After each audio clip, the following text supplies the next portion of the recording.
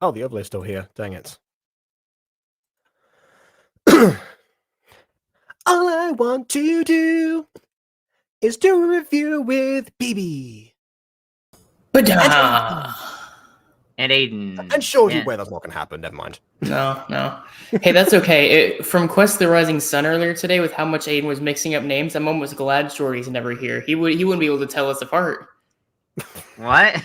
We're going to have to remember all the names of the Workin boys for the record. Okay, to be fair with Quest of the Rising Suns, I technically have to remember Sun, it's not Tatooine. Shut up. Anyways, no, I have to remember twice the names. Everyone's main name and everyone's character name. Technically. Sure, but you mix up our in-character names too. Yeah, listen, I'm trying my best. Okay, And there's too Siri. many names. And Nemo. Memento Mori. KW. Even though she's gone now. And Abby. Yeah. Let's go, Abby, a classic. Infestor. Yep. I was going to do that bit with because sometimes people will comment like before we start usually.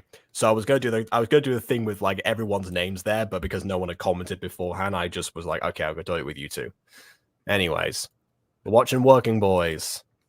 Siri says Memento Mori again because of course. Oh, also yes. Also keep in mind, I know a certain character's in here. Grace Chastity. She is in this thing. Oh. Is she?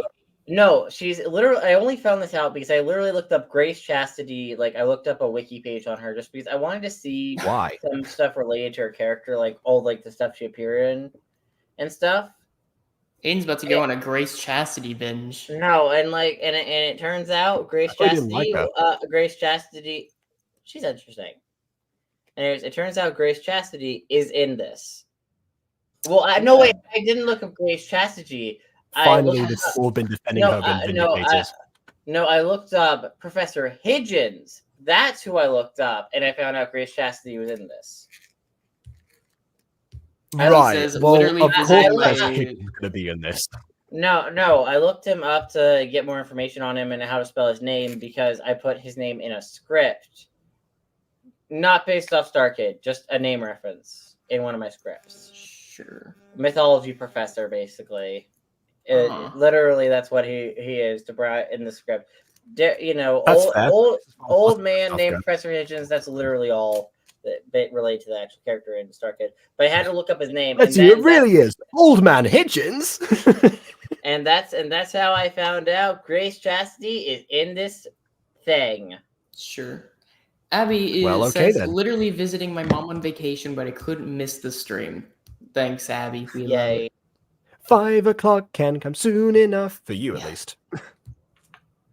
I think we are past 5 o'clock because we've been we're almost very at 7 o'clock EST. Today. I do wish that done, look, okay, D&D was fun. D&D was fun. We got a lot of character growth, and I got to feed people multiple pills. Man, we love drug dealer Aiden. At the end of all of these things, like as far as what we want to get out of the game, At the end of all of these streams, Aiden always going drugs, and now it's truly come to fruition. I was prescribing people medicine like a doctor. It was the most effective anti-drug PSA ever. I was prescribing people drugs for medicine reasons. You know. Oh, see, we're here early for Nemo.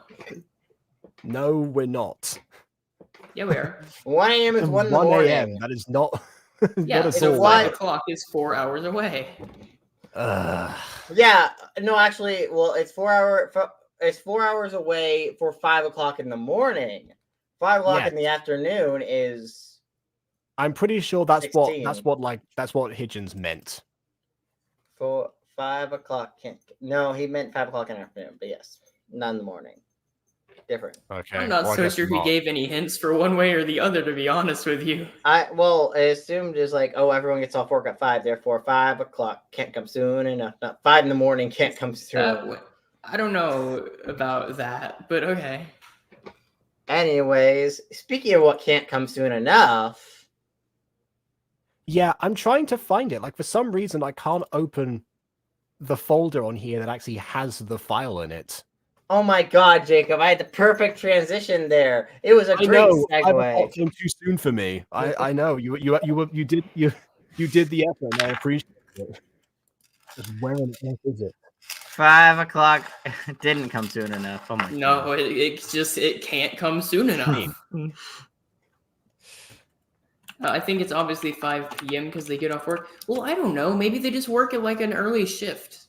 They are working boys, but I don't know if they're that kind of working boys. Do you want me to share my screen? I think I found it. Okay. As long as It the is a file short enough video, I think, so it should be fine without any hiccups. We don't have that issue anymore with StreamYard. Oh, cool. Of course we Okay. don't. No, naturally. If anything, we have more features on like this version of StreamYard. I don't know if I put like a trial of something else on here on the Butter Bunch account. You know what But else not Streamlabs. You know what StreamYard does that that Restream doesn't as well? When you first go onto here and you're waiting, right, before you enter the back rooms and it's like loading, it gives you like advice. Like for me, it started out with, remember, plugging in your internet is actually faster than like waiting for Wi-Fi. And it's like, wow, thanks, man. You're teaching the kids about Ethernet. Mm-hmm. Anyway. Speaking of Ethernet. Yes, Ethernet. I guess Aiden didn't read that advice. All right, working boys, let's go. Without further ado, on with the review.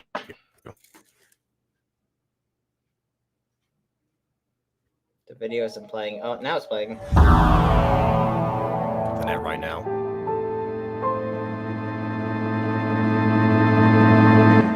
It begins with a spotlight on me.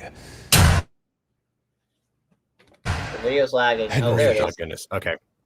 All right. So I guess this is this is the second Hidgens recasting because the first recasting was Nick Lang. This one's voice is phenomenal, though. This sounds almost exactly like the original Hidgens. Yeah. Like neither of them look particularly like the original Hidgens, which always bugged me. But at least this one is halfway there in the way that it sounds. So great job, man. Yeah, I think the beard also adds like the old man aspect as well. Jeff Blim is indeed amazing. 100% A show-stopping number, a real showstopper. Such a good song. I imagine we'll hear it again, so be ready for that. Yeah, I think the show actually stopped for me. I think the video's lagging, dude. The show must not go on. Oh no, I haven't pressed play just because Aiden was cutting out, so I was just like closing stuff. Okay. Now we're gonna try. Go.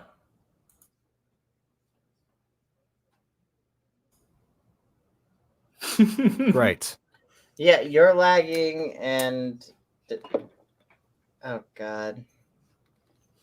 A show stop. I'm gonna leave it a couple of seconds. Okay. Oh. A show-stopping leg spurt. Yeah, love Jeff Blim Hidgens so much. That's fair. It's crazy when I first heard it because it started in a dark zone. I was like, wait, did they get the original Hidgens back or something? And I saw him. I was like, oh no, that's definitely not the original Hidgens. But wait, I got a question though. Why did they recast? I saw the thumbnail, but he wasn't gonna be him. I know, but like, did we actually wait? Why did they recast? Was like, well, see, I didn't know who was in the thumbnail. I thought that was like an original character for Workin' Boys. Oh right, I see. But like, why did they recast originally? Was there a reason? There was. We talked about it on stream a while back, but I don't remember what it was. It was something bad. That much stayed in my head. I don't remember what bad thing it was though.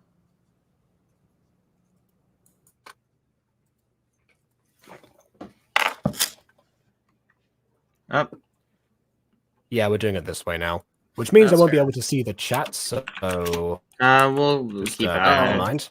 I'll keep you up to date. It's fine. Okay.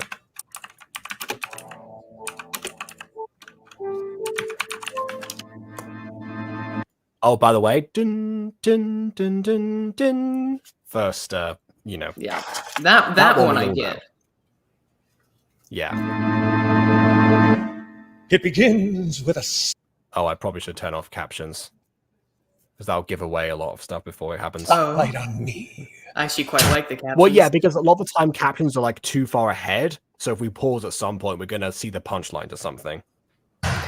Yeah, that's fair, I guess. It's just for music, it really Well, helps me because I have processing issues.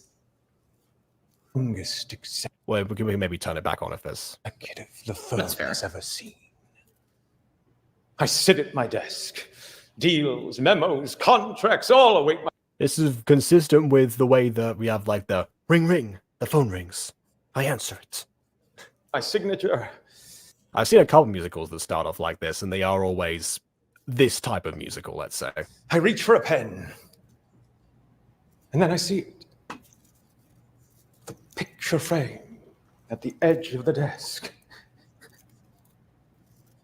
My boys.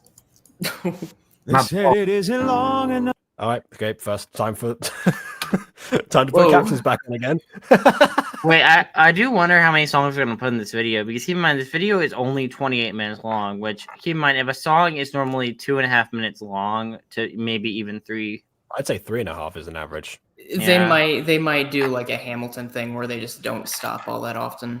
Oh, in that case, I mean, that makes sense. It's either that or they have like only 2 or 3 songs in the whole thing. I'm really hoping they stick with Find out Hamilton either way. route over Said the Nightmare cops will Time. kick you off. They said that seat it just won't take. But that field it had to be made. Just an empty lot on that street. Between State and Catherine. Sorry, John, check something. I didn't. Just me and my 6 boyfriends. Yeah, my gaydar was right, baby. Yeah, so I think someone, when we did the Guiding Light Musicals review, did say that the names were based on like Professor Hidgens' ex-lovers. Didn't say that they were all lovers at the same time. That part is new. Oh.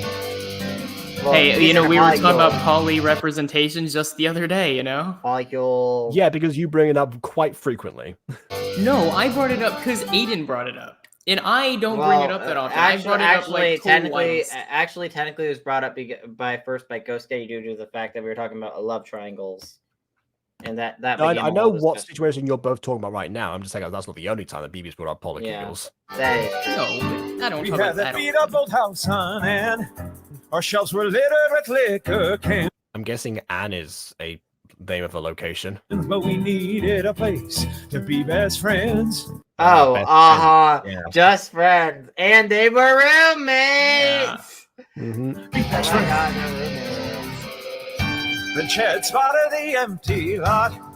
He said, as long as we don't get caught, we can build it up. And they will come again and again and again. As long as we don't get caught, more people will come again and again and again. That's not good. That's not a good way to not get caught, Chad. And again. A sprinkling of Bermuda. We watered it every day. With some elbow grease and can do ya. Our field was ready for play. Limited We made it work tonight. Made it work tonight. Okay, interesting. Rather than back then. We made it work tonight and okay. We're gonna make it work tonight. I guess this does make sense. This time I'm going to be a little bit more lenient on like the lyrics not making sense, because this is like Professor Hidgens' thing, and it makes sense as to the fact that like an overly pretentious musical with no feedback from anyone else whatsoever would have lyrics like this. We're gonna make it work tonight and we'll live forever. Also, did I say that the cinematography was at its best in Nutty Proves Must Die? Yeah, it seems so far this is a bit of a contender. Chad, All right, Professor, that's enough. are you sure? I'm happy to go Also, through Turnip, it. I know. Okay, so actually, because you can't see, Turnip says Hidgens could mean boys that are friends. Okay. That's a very old-timey thing to do, so yeah, for Yes. Hidden I like mean, time period, true. yeah, that makes sense. Here's the But thing. also, it's probably double meaning. Probably. Yeah, I- here's the thing. Everything you're saying is accurate, but also, if you have a gaydar, please tell me it went off when you first saw Hidgens and the guy who didn't like musicals. I mean, come on. To be fair, turtleneck into theater, and not always, but I mean, Hey, the only thing he's missing is that classic like stereotype where it's like the limp hand. limp I wrist. think he actually did do that sometimes. In fact, Oh. you know what? No, when he actually posed down in front of the piano, actually was like, "This is humanity's 11th hour." he actually did do Oh, two limp that's hands fair. to play the piano to start off with. Well, I don't think the limp wrist works twice. I think it's only like a single limp wrist. Like, oh, come Maybe on, he's girl. super gay. I don't know. Super Yes, I don't gay. know. I know the rules here. I don't make It's this so up. true. Aiden, what's the animal associated with super gay? Dragon. He's a dragon. There You you know, go. when you ride the dragon? Exactly. That's one way of putting it, I suppose. There are plenty of animals that one rides aside from dragons, but fair. Okay. But dragons are cooler, so you know. I will not. I won't contest that. Hidgens can't be straight. Hidgens, So true. Hidgens and Kant is Because Kant. Bruno Mars is gay, we don't know, but Hidgens can't be straight. Fester says dragons are ace, not according to mythology. Also, how would they reproduce then? How do you I mean, get dragon eggs if there's nothing? If they have no drive to, replicate their own species? Okay, to be fair, dragons do originate from a mythological context. I could definitely see like well, magical okay, origin. well, someone has to fertilize the eggs, unless they just already pooped out fertilized eggs constantly. Well, the only reason I say that can't be true is because if you read Beowulf, or if you've seen that one Rick and Morty episode, the soul bond. That was very clearly not an ace dragon. but the whole dragon race was all about in that show was all about the canoodling no, the and the soul bonding. Yes. The soul bonding with very phallic looking staffs. Yeah. Oh, No, okay. in, So the ace animal rep. Okay. Okay, that makes sense. You know what? Oh, the mascot for okay, so it's like trans famously people. Shrek. With, That's true like, as the well. shark. Yeah, that's right. Yeah, the the dragon in Shrek. Yeah. The Sure. one that traumatized so many people. And Donkey had weird dragon donkey hybrids of her. Yes, precisely. That's what traumatized a lot of people, was seeing the dragon donkey hybrids. People were Wait, not what ready are for they that. called? Dronkies? Actually, that actually works don't really know. well. So yeah, why not drunkies? Yeah, I think that's the only combination that would work, actually. Donkins? Anyway. I guess Well, I mean, you Donkins? could do dragons, but also it just ends up going back to the original word. Exactly. That's why it says the good combination that you have. What about pandas? They weren't making babies. They were headed towards it. Yeah, okay. They are physically able to make babies. They just don't want to half the time. See, 'Cause they're too late. that's ace. Yeah, that makes I'm about to get a phone call from Greg. No need, Henry. The producers have made their decision. But We've also already seen dragons the are- phone call from Greg thing, yeah. Out of I will all say though, three if dragons are the mascot, then that's rad for you lot. submissions to the local writers' workshop, they've Oh, yeah. Hold on. They've chosen. Okay. They've chosen yours. chosen yours. Oh, wait, I have a theory. So that lady who's saying that, what if she's secretly a silly? I don't guess. know. Maybe. I feel like it's a bit early. That's a very crackpot theory. Well, to be fair, this is also It does only... feel like we're in the black and white right now, but this is a black box studio, so it's kind of. But this is all. Keep in mind, we're also working with only 28 minutes, so it's not like we're working with. You've got to like, get to the sillies reveal immediately. Well, I'm not Lithium- saying reveal, but having a silly actually be involved earlier without us knowing. There are monsters and there are men. Oh, there's one. Hi. Lithium just made a deep cut. Shouldn't the unicorn be the ace mascot, as you have to be a virgin to get near one? Oh, That's a good contender, guys. I think you ace folk need to have a meeting with each other and Yeah, you gotta have some. Need some rebranding. We know the president of the gay club at university. I can get her on the case. yeah. Maybe she has some nice networking with the ace club. you know, That is one club at the university, but yeah. you I don't know know, why- I don't know why I said only they- if they, we I all, don't know. only if we were all actually organized like that, and we had like secret meetings where we decided things like this. That would be kind of funny. Yeah, Although, it would probably like get rid of bi erasure in the LGBT community as well. Actually, to be perfectly honest. we're just listen. We all just have these group meetings, okay? Don't tell the far right though clearly about our meetings. You know, they Dude, the throw far right hit- already thinks we have secret meetings. What are you talking I about? will Yeah, say but- I don't. Yeah, I can't confirm or deny whether or not there's like we have far right viewers on the channel. We've never asked that question. The likelihood is no, given the type of people and See, the type of people they're watching. Yeah, I don't know. I mean, we're Well, not maybe really... maybe some of the people who just watch the Dragon Ball what ifs because they don't Oh, because maybe. they didn't know Okay. that there was other people on the channel aside from Sure. me. So That's you fair. never know. Okay, but the people who regularly watch these streams, I mean, have you met us? Well, I well, mean, well, that yeah, is the ones kind who of what I watch the just stream, said. yes. Well, joke's on you. I'm a fairy. Are you? Or what type of fairy are you? Winter or summer? I don't know. Well, what season do you prefer? Winter, I guess. Oh man, you're about to start snapping babies. You're one of the evil ones. Wait, what? Oh God. What is this? Well, lore? actually, That lore is Celtic mythology. actually, Okay. in the Butterverse, technically, my in-universe Butterverse counterpart is a vampire mafia who adopts tons of children. He That has doesn't nothing to do with. he doesn't kidnap them, but he does have a lot of kids, man. Yeah, that's by the way that a lot of the mythology explained like children misbehaving. The idea of like a fae snatching their kid as a child and then replacing them with a changeling. Oh, yay! Which Changelings are essentially means that scary. a lot of humans that were living during that time would have been changelings that have grown up. Presumably, yes. Well, do changelings even grow up? Well, if I they mean- stayed as children, it wouldn't be much of a good cover-up. Here's I know, but here's the thing. That is question- the only possible answer because I forget how, but it is possible to get the original kid back, but it's very hard. So usually people are not doing it. That sounds like a good plot for something. Actually, we might need that for a story. Anyway, Butterverse changelings confirmed.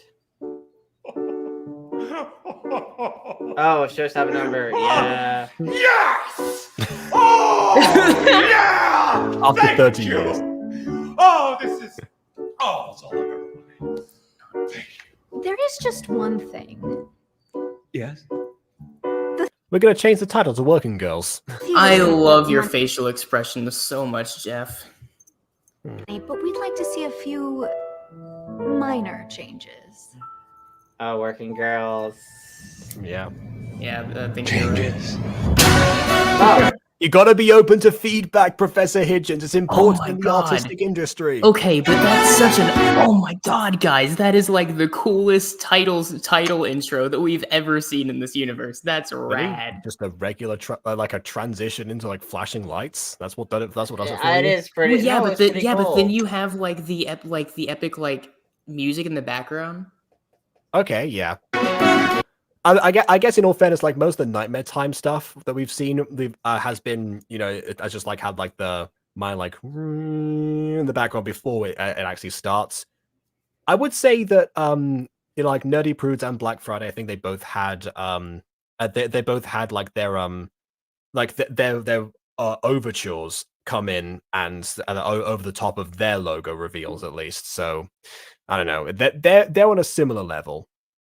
Dynamic musicals didn't really do that because it was, it already had an opening number with the title of the show and it didn't need to.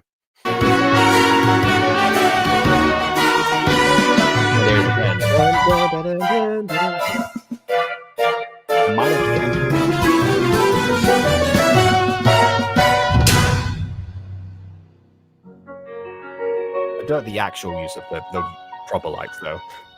This show, this journey we're about to embark on together. And they can hear the dun dun dun dun dun dun dun dun dun dun. It's All right. the entire sound could be just nothing but callbacks, I think. We need to listen closely here Represent- because I bet you this is chock full of foreshadowing. It's a lifetime of secret dreams, sleepless nights, and silent tears. Welcome, you privileged few, to the most important day of Honestly, privileged few. Consider anyone who's watched Firebringer. Did anyone else get the impression it was going to say something else after the word privileged? your lives. The first rehearsal for Workin. Professor, Professor, remember the changes. Oh no. Right. I'm sorry. I mean, Workin' Girls. Yeah. Apparently, a musical about 6 men bonding on a football field isn't of the times. It isn't? I mean, that's honestly, it sounds very much of the times, quite frankly, for musicals. Doesn't pass the Bechtel test, whatever that is. Well, I mean, it depends on, like, if you... We were just talking about this on D&D, actually. We were talking about the Quest of the Rising Sun. I made a joke about the Bechdel test. Okay, what is that? Because I've heard of it, and I think I've looked into it before, but I've completely forgotten what it actually is. The Bechdel test is basically the test of having two female characters have a conversation with each other. Oh, I do know what this is. Now that you've about a started. man. That's And right. that's been named as well. Yeah. Okay. Yeah, Which I do. branch I do know was- what Honestly, you're they've talking about. overcorrected for now with Working Girls because, you know, they could Wh- very which- easily change the genders of two of them, Wh- and actually that would have been accounted for. Which in hopefully. general, Which is a thing that we do in the Butterverse. We just make a character and then decide their gender way later. Honestly, yeah, some of the time it is like that. which Sometimes keep, we have keep, as like keep have in mind specific with the things in Bechdel mind, but test. yeah. The Bechdel test isn't a universal sign of No, gender it's not. equality. In fact, it was actually presented. I think originally, it was actually meant to be presented like as a joke, as like Yeah, what direction we're kind of headed in, and then it got adopted as if it were real. Like I'm pretty sure that Bechdel herself does not stand by the Bechdel test as an actual measure. Yeah, I just I loved it in don't. D&D because it was funny. Yeah, I don't think anything related to media as being touted as some sort of like blanket statement as like a blanket test is ever actually good, right? Like I think I know, we weren't there's trying to bring it up or anything. yeah, I think there's always nuance in pretty much all of it. That I know is one of the big critiques that Dune tries making about the hero's journey, which is Okay. frequently used. And then the author for Dune was like, actually, I disagree. I'm gonna make a different thing that doesn't use that, and it ended up being one of the most iconic novels of all time. So. And it, Okay. but when it, like, honestly, if they want to work Boys pass the Bechdel test, that's so easy. Literally, just at the work site, just have two named female characters. Just make up two random female names, and just have like one of the working boys pass two female, like the women talking on the work site about work or something. Wow, look, you passed the Bechdel test all of a sudden. I do think that would be. I don't. I mean, Yes, on a doesn't. technicality, yes, that would work, but I don't Yeah. think that would fit. You know, I think it'd be a Oh, bit it random. would fit more than what's going on right It would here. fit more Boy. than Like, gender look swapping at the everyone. pain in this man's face. You can He does tell, look pretty You know, pained. he would have much preferred what Aiden just suggested. So true. I mean, honestly, I would just gender swap two people. Just gender swap two of the working boys at least. I you know, literally said that like 10 minutes ago. yeah. But I believe in spite of these horrible changes, He just says that to the actors' faces. that together we can make this show even better. Hey, Holloway. I don't want this to be another That's the only one that you're being like, oh yeah. She's the only one that I can notice in pretty much any character. Even Jeff here, I didn't know it was Jeff until you said it was Jeff. Okay. I mean, Abby's gonna complain you didn't notice Angela. I want to speak truth.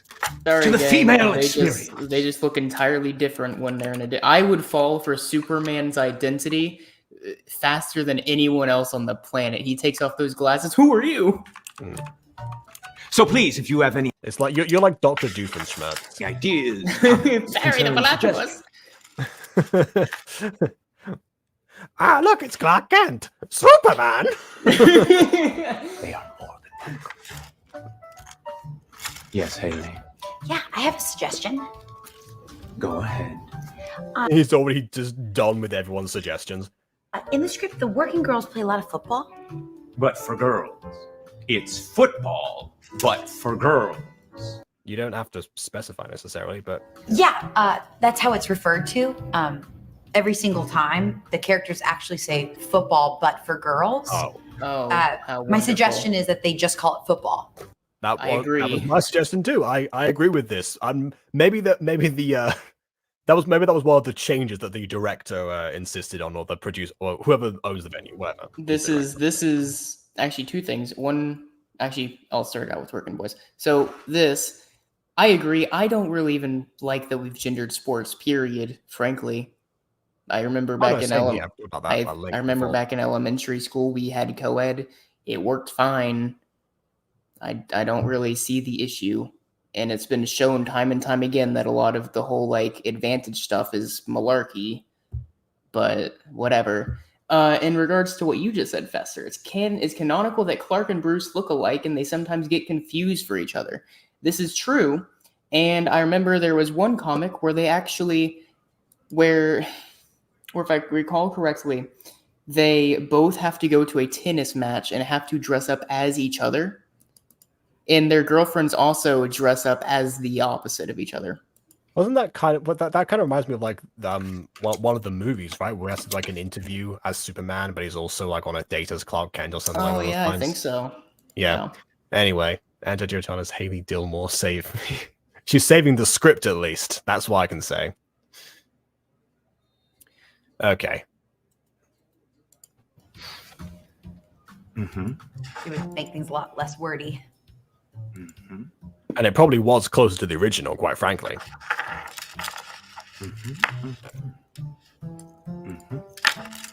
Okay. Do you want to direct the show? Excuse me? If you know better than I do, why don't you just cut out the middleman? I mean, this isn't more of a directing, this is more of a script writing issue. They are different. You think you I mean, as gacha tubers, they're usually not different, but in the real world, yes, they usually are. can do what I can do? I can show you my resume. I can show it. I mean, you spent 30 years on one musical. I'm not sure your resume is that extensive. Just no offense. No, You're right. No, he was a theater kid. His resume isn't that big as a director. Okay. Ah! Which then would not apply. Excuse me. That's fair. But he does have an extensive theater resume in general, at least. Yeah, and Haley Dillmore might as well. She probably does, but also Hidgens gives me the vibes of being somewhat self-absorbed, so I don't think he's spent the time to think about that. That's my resume. Look What, one page? at it and tell me, I thought it was the band of just a headshot. Okay. do you want to direct my show? Yeah, sure, Imagine I'd love if she to. said yes right now. Imagine if she said yes and he got kicked out of his own production. I kind of hope she does. No. Dang it. Missed opportunity. Get out. I was going to say, actually, well, I'm going to not pause on this frame. There you go. Out of context, that would look weird. Okay, I was going to say, actually, that if she said yes and then he said get out, that would actually, that could actually just have been like the end. But no, okay, fine. She says no and he says get out anyway. So I guess that was an inescapable situation. That was a canon event. I guess you're one working girl down, because this is past the audition stage. So is he gonna play one of them now?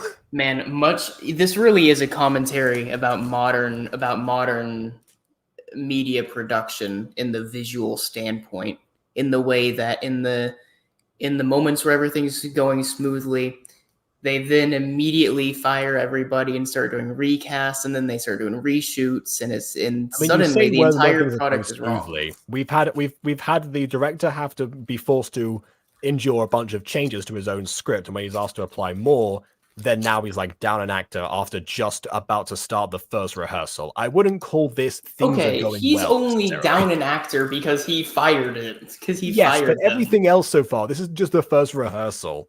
This is not the case of things are going well before that happens. Well, they made it to the rehearsal, so I would say that's further than a lot of things get.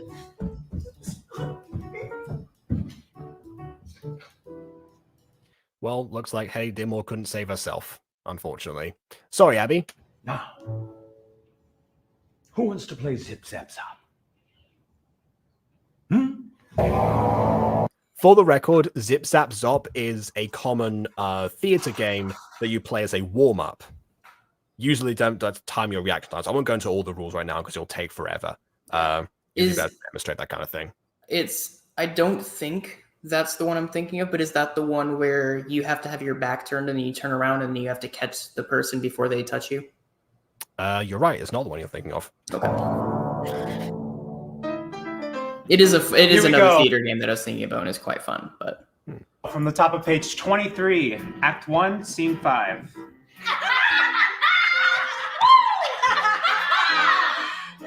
you girls remember all the play we used to get on this field? Wow! Oh yeah, I can see them now. Those tight little college boys with their long legs and those hourglass figures. How much of this script did Hidgens actually rewrite? Because apart from Football for Girls, I don't know. Also, Haley Gilmore's back, apparently. So I guess she was just like kicked out for the day. She just wasn't fired. All right, then. I'm already betting that they're going to have all this enthusiasm. They're going to be really good. And then Hidgens going to come in and start critiquing everything. And it's going to become like 10 times worse. Down from the sorority house with one thing on their mind. Okay, bear in mind, college boys, sorority house. 100% this was not rewritten very much. Hidgens.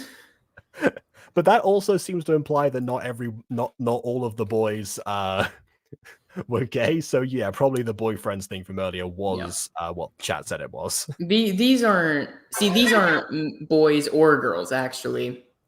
They're something in between. Okay. Remember when we challenged them to that game? Shirts versus skins? That got their tops off. Yeah. Hi, Grace. Now you notice where Angela is. Is this dialogue? Grace has a still reading specific out of way the of script? talking.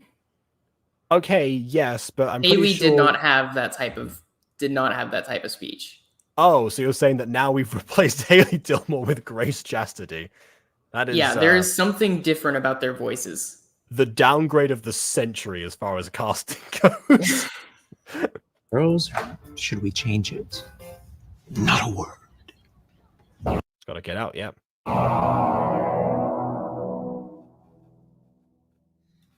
right, everyone. Take 5. So they credit, they seem to be able to get a rehearsal in almost every day. Not many theater productions get that. Excuse me, Mr. Director. What do you want, nerd? That seems like Ruth. I just want It is Ruth! There we Hey, go. Ruth. to say thank you Is so she much. is she tech? I hope she's tech again. Most likely. And you're right, you know, I've got that from the voice. They do have a distinct tone to For them. this opportunity. Believe it or not, this is my acting debut. Also, this is this music, Oh! I'm pretty sure is Just for Once. Which actually, that makes sense because that was her time being on the stage. Just for once, she's in front of the crowd rather than behind them. There we go. Oh, I believe Yeah, from Nerdy Prudes Must Die. I guess she's finally getting her wish. It's a different universe, but one version ever got the wish to actually be on stage. Well, that's Hatchetfield for you. That just seems to be what they tend to do, except for apparently Nightmare Time 2. Want to do justice to your vision. Too late.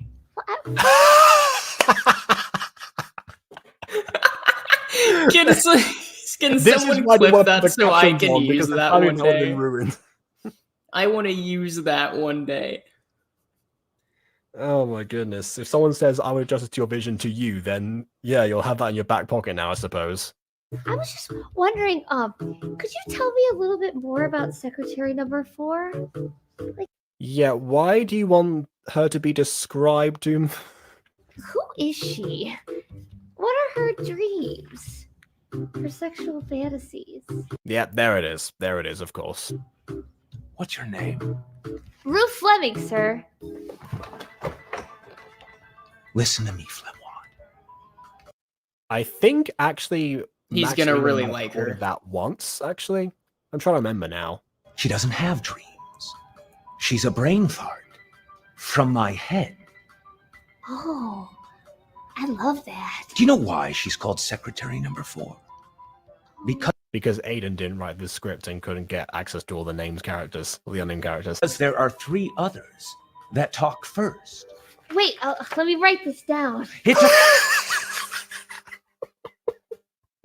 Okay, Ruth is missing a bit of a trick here because, yes, there are a lot of characters sometimes that you will get cast as in theater that do not have very established backstories or dreams or even a name sometimes. And that ultimately, that's not necessarily a bad thing. What But do you that want does Secretary for? That does give the actor license to come up with stuff at least for themselves. It's one of the best forms of headcanoning. I've talked about this in the past of like how I've like headcanoned entire backstories for characters I got as like extras sometimes. And or even once I actually once wrote an entire play based on like a random ancient Greek man that I got for like a play that was like they were doing about something else to do with like the you have Trojan told me War. about this one. I probably did, but that's where it kind of came from. Yeah. So yeah, she's missing out that now because honestly, yeah, you know, it can be a brain fart from her head, but now she's like, well, the director must know better. Well, yeah, the director often knows better, but for crying out loud, the one part that Hidgens left free for the actors to explore, you're gonna pass that one up, Ruth? Come on. Yeah. Doesn't matter. I still remember Legend of Sleepy Hollow when I played a ghost, and in my head he's George Washington. I don't know if his name was George or Washington though, because it's the same guy for me. So I just forgot what his actual name was in the script. Mm-hmm. My headcanon has just stuck with me. Yeah. Maybe Hidgens had a secret crush on all the boys, but couldn't tell them because they were straight. Then he tried to hide he was gay his whole life. That honestly, that could be like a bit of a through line for the musical, because obviously the whole musical can't just be about like the friends that reunite within the first opening number and just talk about the good old days. Like that can't be the full thing. There's got to be something else. He's really awful at hiding that he was gay, by the way. I mean, sure, but maybe Mark, the character, is better than Hidgens. It was. Anyway, do you think Grace would ever dress like that? That's a fair point. I didn't clock the outfit, so next time that character appears on screen, we will we'll pay attention to that.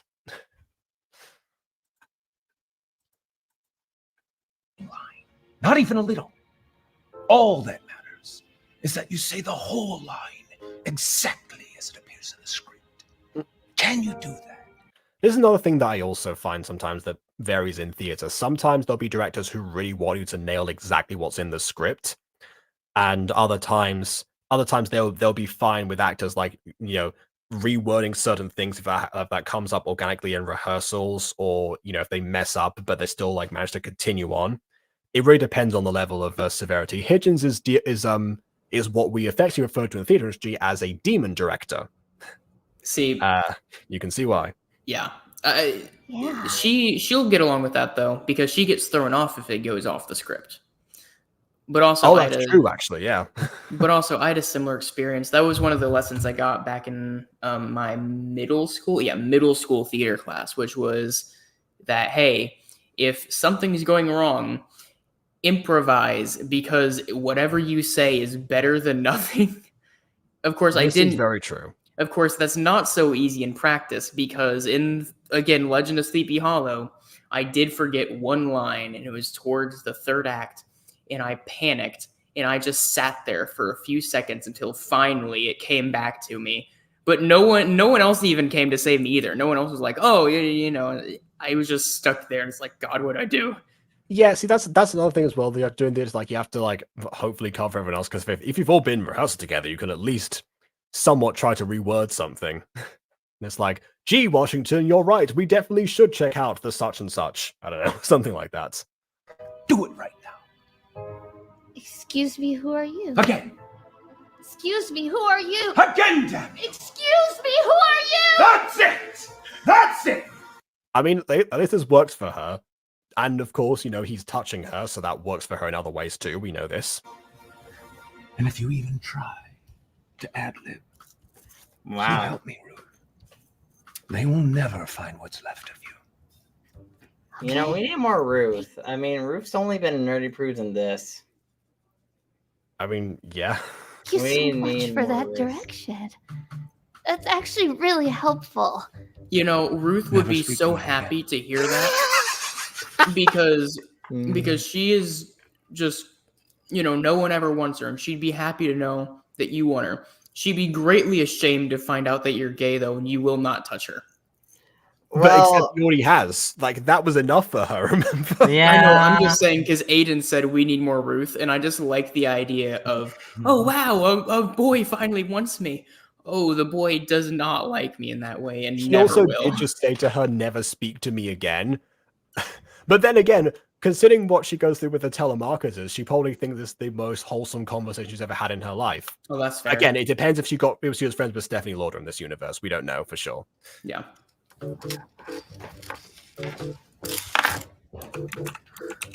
Wow. What an auteur. Oh, for poor Hidgens, like he missed out on the chance of like. Well, I guess now we're skipping ahead a couple of days into rehearsal time. Yeah, he missed out on the fact that like the person who like probably really admires him as the artist that he wants to be considered, and he's just like treating her like dirt. Oh well, gotta pay more attention to the world around you, Hidgens. Can't always be the kooky reclusive biology professor. You gotta sometimes step outside and talk to people who don't bring you groceries. Hey, Fester, I hope you got another opportunity to be in another production where you don't forget your line. And we're back with Make Act amends 1, with Scene 7. Oh yeah, I guess opening night, Ruth forgets her one line and it ruins the whole thing. Oh no. I think the only woman he just loved was his Alexa. Maybe not even love, because he did stuff at least with it. I mean, yeah, I suppose. Yeah, he did say he loved her as any man has ever loved a woman, so I guess, yeah, in that sense. Forgot mine, Oliver just remained silent until I said it. Yeah, that is a common thing in school plays, particularly. I'm not sure if that. I'm not to say this was a school play necessarily. I don't know for sure, but yeah, that's a common thing. Was like, no, I cannot progress unless I hear the precise line. It's like, yes, you can. Yeah, you'll be okay. Yeah, yes, you can. I said sell the stocks now, damn it. We need to cut costs and maximize profits. Thank God for Zoe. At least we got one fucking actor. And have it on my desk by the end of the day. Sorry, ladies. Business. How do you do it, Business Henrietta? calls. How are you such a success in the cutthroat world of business? I thought they were all successful in the cutthroat world of business. That was the point, wasn't it? You know, all the friends like, sure, they found success in the world of business, but they long for the good old days or something. I thought they were all meant to be. Okay. Well, Meg, going into the boardroom is a lot like... Don't you get it? These are women. See, notice that he said girls. Or sorry, she said girls. Which means they finally altered some more of the script. Maybe they finally involved the patriarchy element. Well, I don't know. They put boys in sorority clubs. Oh, but for Girls Field, it takes... balls. Where are the balls? There they are. Thank you. You gotta prepare them behind the wings, ready to bring on, not like all the way over there. That's like classic prop setup. There's usually a table behind the wings. You bring stuff on. Come on, people. I will say their stage. I don't know if we can. I guess we can. But I don't know if we want to go back. But the stage kind of looked bad because the stage that I remember, it had a decent amount of wall where you were able to hide behind, and it was right there, and you could have just rolled it there. Are you talking about the stage at the beginning of the video? No, whenever he rolled the balls just now. This stage. Why a basketball? I don't know. They probably couldn't find other ones. Again, sometimes in theater you just have like a prop storage. You got to like order separate ones closer to the production. That sometimes happens. It takes balls to be balls. Get off the stage, director. The director doesn't normally stand at the... Well, maybe it's still a rehearsal. Maybe he wants like the back of them just to see like they're all doing everything properly from behind, which would not be necessary because it's theater. Yeah, that's like one of the main rules of theater for them to not see behind you. Yeah, well, I mean that's the case for like end-on productions, which this is for the record. In case anyone doesn't know, end-on just means that the audience is on one side, and then they are facing the audience, and there's no one else. Because you get like varieties on that. You get like In the Round, for example, or Proscenium March, and like a bunch of other stuff they teach you in drama class. It takes songs to admit that you think you're above it and you don't miss it at all. They're keeping the penis to reveal. It takes big fat fucking balls to be balls to the wall. I demand to speak with Mrs. Cloverleaf at once. Excuse me, who are you?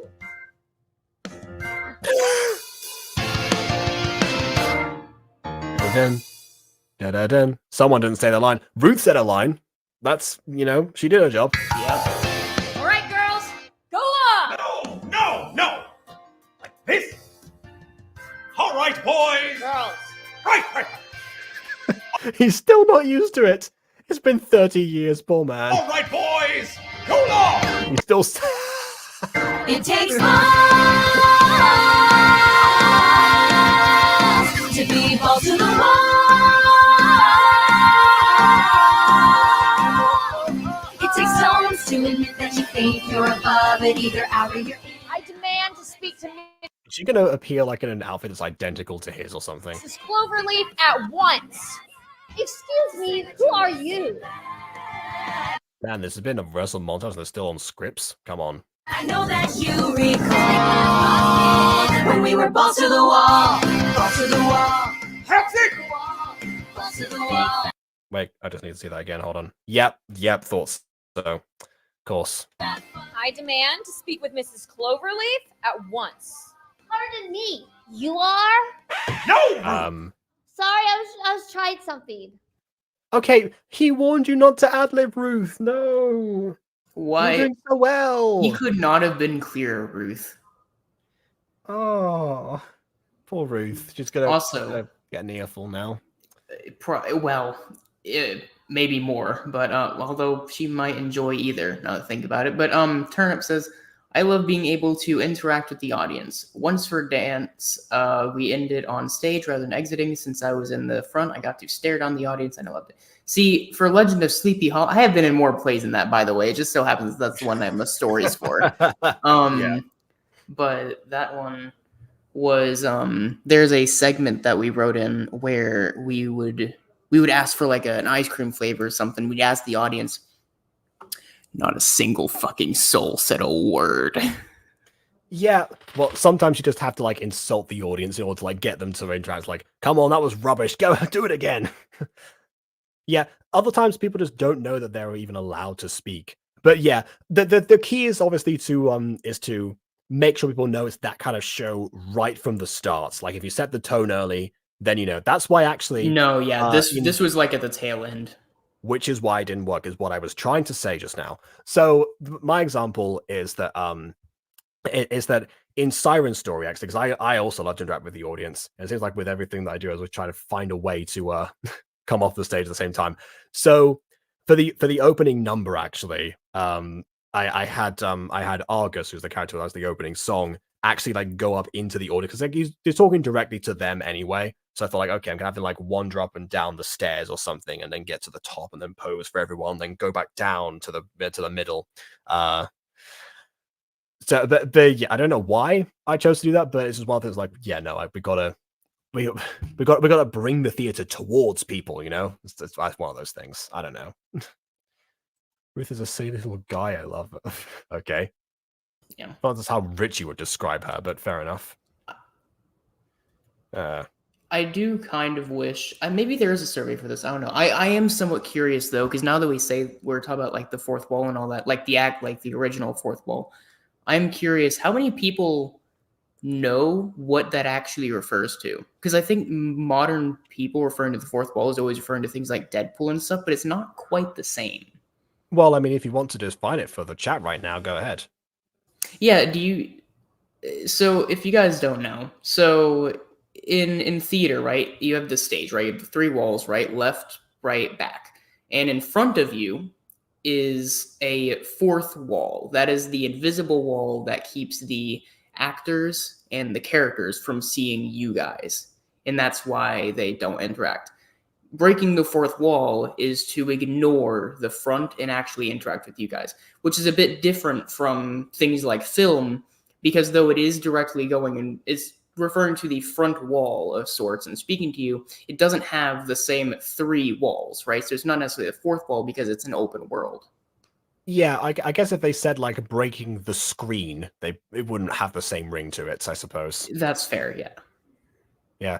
Ada's muted right now, but I was going to ask him if he had any theater stories to tell.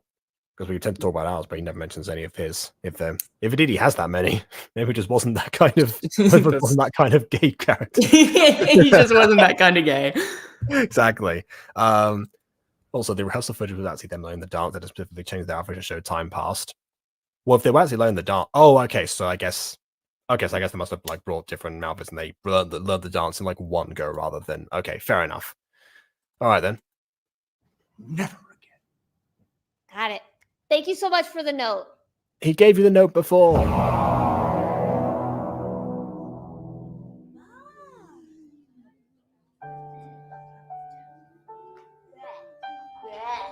right, I mean, everyone. I know 4th wall expanded in its meaning, Nemo, but what I'm saying is that 4th wall was meant very literally at the time.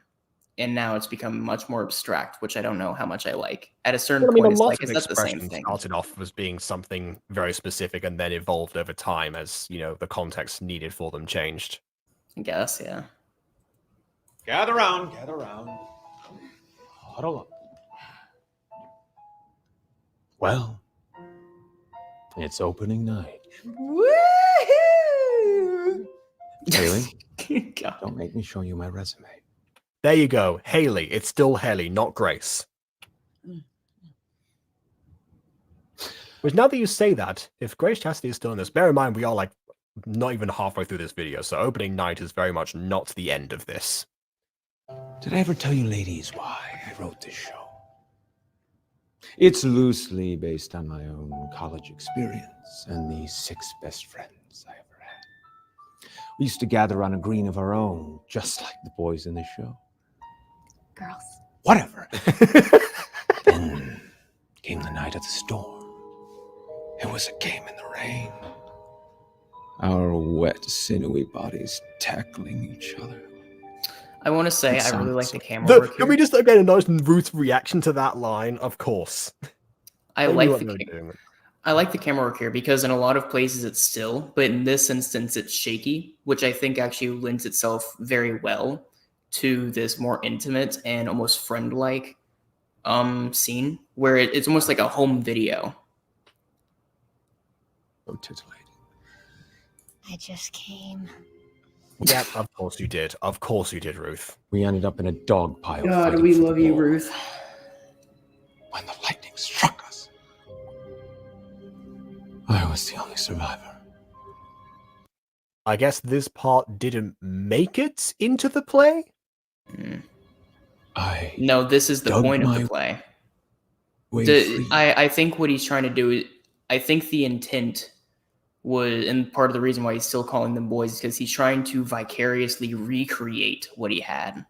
Or he's trying to or because it's Hatchetfield, he's trying to summon their souls or something to possess each of the bodies of the actors involved. Oh yeah, he's trying to make From himself my like a dead new friend. famous play curse. He's gonna outdo the Macbeth curse.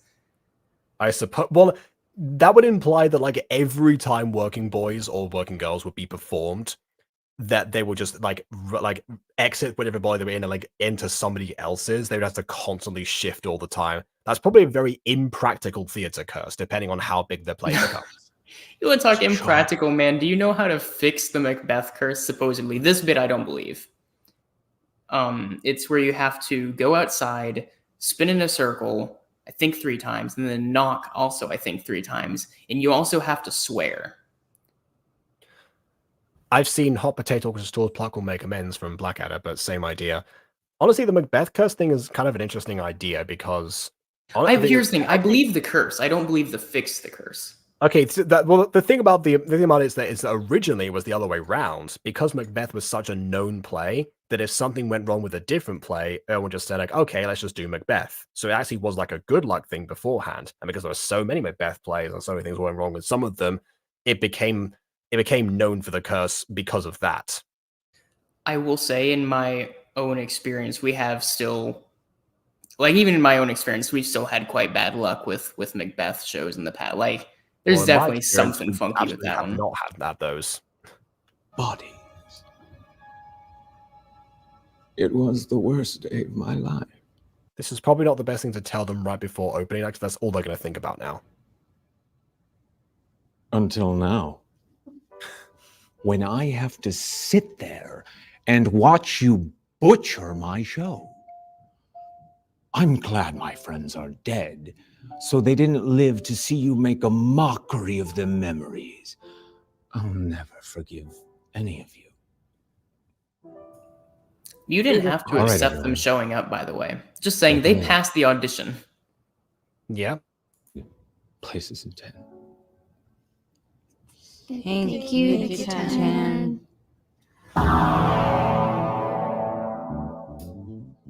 Thanks for coming. Oh, well, we know this tune, don't we? And Also, Nemo just said, if only they have the black book. If Grace shows up in here, well, Well, that depends if Grace has the black book, because if this is the reality where Grace possesses the black book, then Ruth is already dead. sure. There might be more black book Grace worlds. Okay, but the reason she came to acquire it in the first place was because of the events of Nerdy Broods. So did Paul. You have no idea how sad it makes me that you were the only one I had left to call. Yeah, it's probably Ted. But yeah, of course Paul would not come to a musical. Should know this by now, Bill. Come on. Oh. Don't mention it, Billy boy. Not gonna miss something called Working Girls. This show's about hookers, right? You can read the synopsis, Ted, and realize that it isn't. He probably was, which is the funny thing. He had the book open. Hmm? Oh. Oh, yeah. I say that actually no. He was probably treating that like a car magazine. What? Is there something specific about car? Yeah, cars. Yeah, so car magazines have a habit, especially older ones, to just have incredibly sexualized women on the front, and so that was porno. But he was opening it in the middle, right? So yeah, maybe there's some pictures of some women that he finds hot in there. I don't know. But if the pictures were meant to be at the front, then why would he need to open the book in the? Okay, never mind. Well, I'm assuming there was pictures inside of the book too.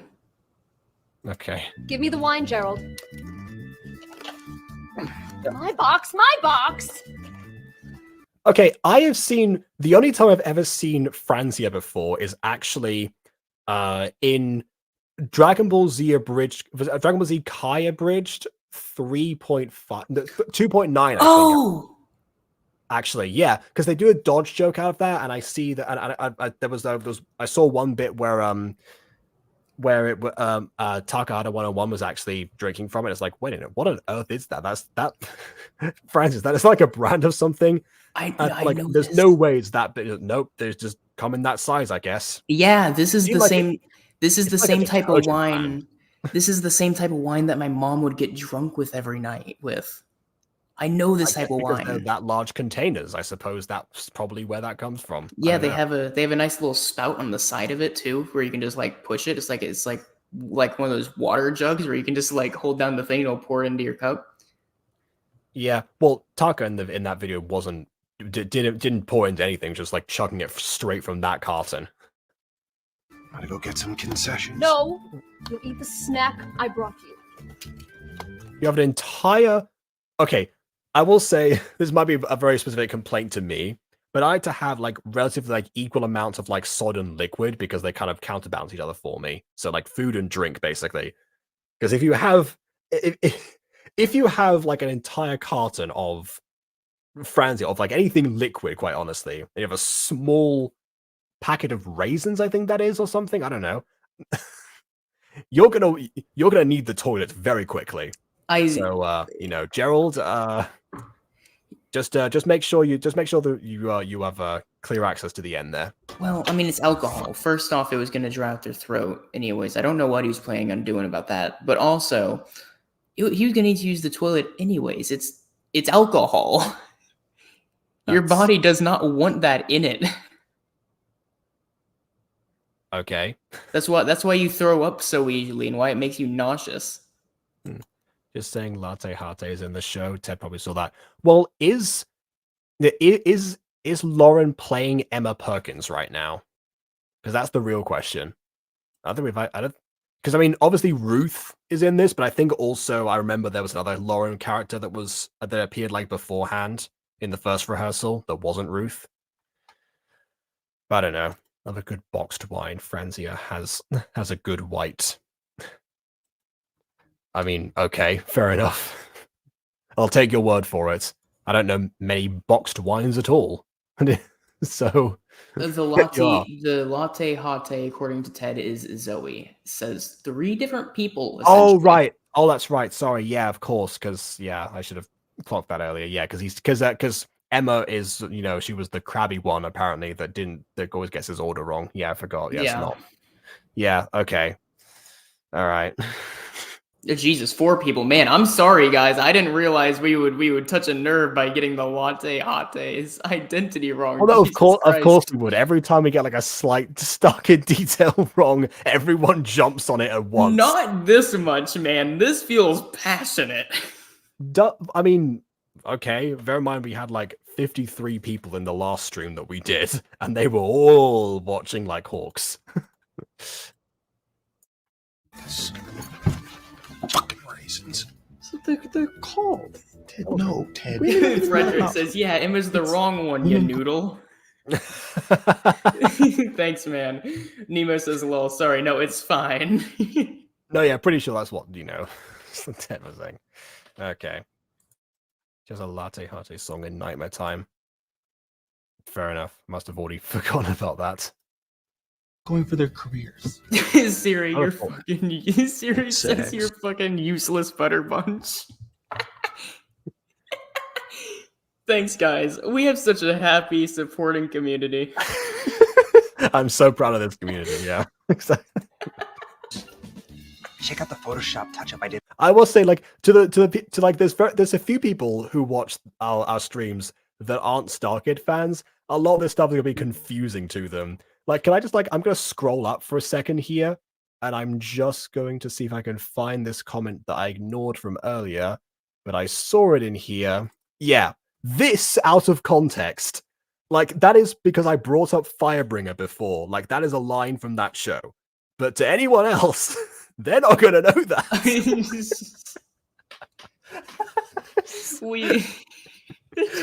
The idea of, oh god, no, I know that because you're like, oh, what's the quote? And they said it, I figured that. But now that you say that, it's like, oh yeah, that people just looking at chat are definitely like, oh, Siri just calls them a bunch of fucking, like a bunch of privileged fucks. It's so good. I can't wait to get to Firebringer, honestly. On Ruth's headshot. She wanted me to accentuate things further, but I went for a more natural look. Gross! I can't believe Ruth's in a show about. There we go. There you are, yeah. You have the infamous outfit. Oh, okay. Officer Bailey is here as well. I guess they. How does he know them in this reality? Oh, I guess no, he's the same person. Okay, fine. By the way, I say it's infamous. I think she's actually significantly cuter in that outfit than Ted's brother was. I think she pulls off the preppy quite a bit better. Okay. All right. No, I need to. Before we move on from this, I need to point out the printout of this because we have the 2021 Starlight Theatre main stage season. Yeah. Okay. Fine. We have the barbecue monologues right at the top there. Which I guess, who knows? Maybe Ruth is in that one too. My barbecue. Anyway, then we have Blinky's watch party. So, all right. Then of course Mamma Mia, because I guess that's what happened in October. And then Santa Claus is going to high school was underneath that too. So I guess it's viable for this particular Starlight Theatre season for us to see this at some point. I guess 2 things then. We know this was custom made. This isn't just some random thing they found and are using as a prop, which leads me to suspect that this actually does just take place in 2021. I mean, it would not make sense to have an advert for the main stage season of a year that's already passed, right? Why would they print that out and keep distributing those? So yes. Well, I just kind of assumed it was some random prop they got until we saw like the actual plays, and I was like, oh yeah, I guess so. I just think it's weird for it to take place in 21. I mean, not particularly when you consider the fact that like the only reason this stuff got delayed was COVID. I mean, it's not really that surprising.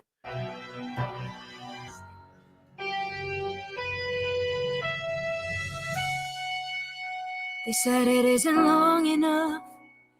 They said the cops will kick you off. They said the seed it just won't take. But that field it had to be made. A sprinkling of Bermuda. We watered it every day. With some elbow grease and can do ya. Our field was ready for play. We made it work tonight. We made it work tonight and all day. We're gonna make it work tonight. We're gonna make it work tonight and we'll live forever. This gives like early or mid 2000s, maybe early 2010s, like female pop singer like Taylor Swift, Lady Gaga. Sure, so classic Starkid nostalgia. When we're talking about now we know the story behind this and what this, well, you know, saying we're gonna make it work tonight and we'll live forever kind of makes me go back to my theory about what Hidgens' plan might actually be.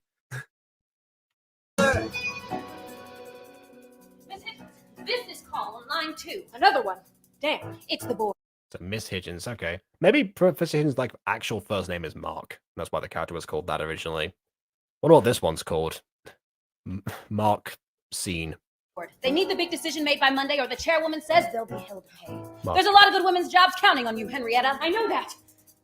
I know that better Oh, Henrietta. Yeah, that makes sense. Yeah, Henry Hidgens, I forgot, yeah. than anyone.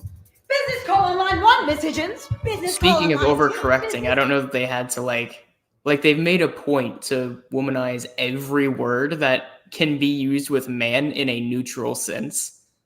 Like chairwoman, like women's jobs depend on this.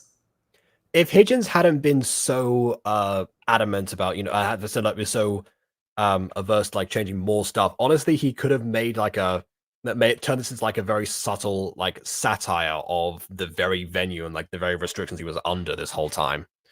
Just call out the people that that like butchered your vision to begin with, not the actors, of course, which is what he did before, but no, the actual people in charge of the theater. Call on line 3. Okay, Fred, I have a bone to pick then with Jeff. The original song said class of 2026, but the Lang brothers said Jeff had to switch it up to make the dates line up, like Emma's graduation 2003. So then what's going on with the little girl? I forget her name, the one that works with Webby. Because her age is all Hannah? kinds of wonky. Hannah, yeah. Well, it was wonky to begin with.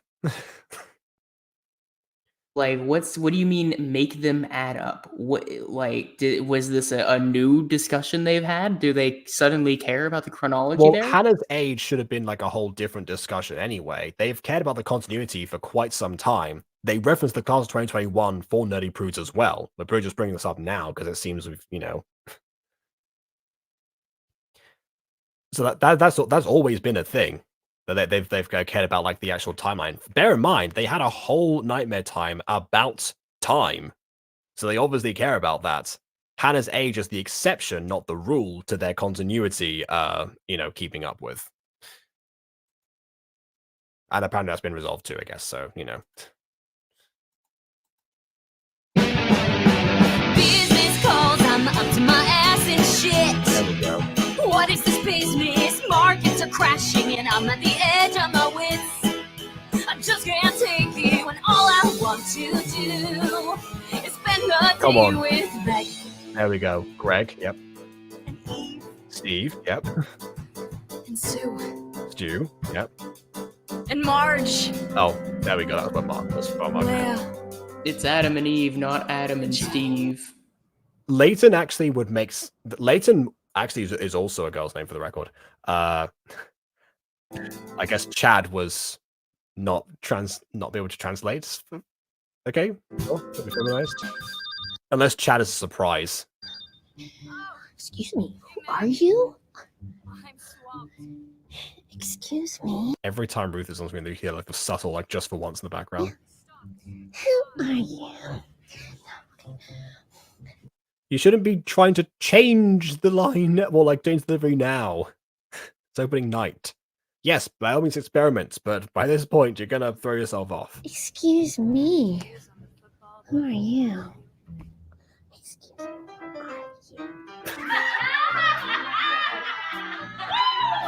Like, Bill's nice actually to smiling, see enjoying you. himself. Ted, on the other hand, is just, suffering so much. By the way, is this the first time that we've seen Linda and her husband on screen together? Maybe, actually. I mean, they've interacted in Nightmare Time, but I guess Oh, they've interacted tons through the telephone. Yeah, I don't know. I can't remember if in Nightmare Time they actually were supposed to be the same scene together, or if they're just on the phone. It was sometimes hard to tell. But you could be right, actually. Oh no! Look at Hidgens in the back. No! What are you doing? Get behind the wings! What is wrong with you? Yeah, but While the also look rules at of his theater don't peek face. around the. That hurts. That hurts so much. There's like back to the audience is like rule number 1, did not do. This is the rule number 2. Okay, they were together in Honey Queen apparently, but they had separate screens because of the format. Yeah, that's what I was thinking. Used to get on this field. Oh yeah! Did they not give her a mic? See them now, those tight little college boys with their long legs and those hourglass figures. Okay, I guess. Okay, Ted's into it. I think they like it, Hidge. That's because they're laughing. objectifying women, one of Ted's favorite hobbies.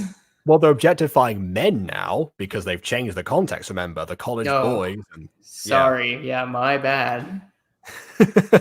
they still attend sororities. Remember, though. At all the wrong parts. This audience is a bunch of idiots.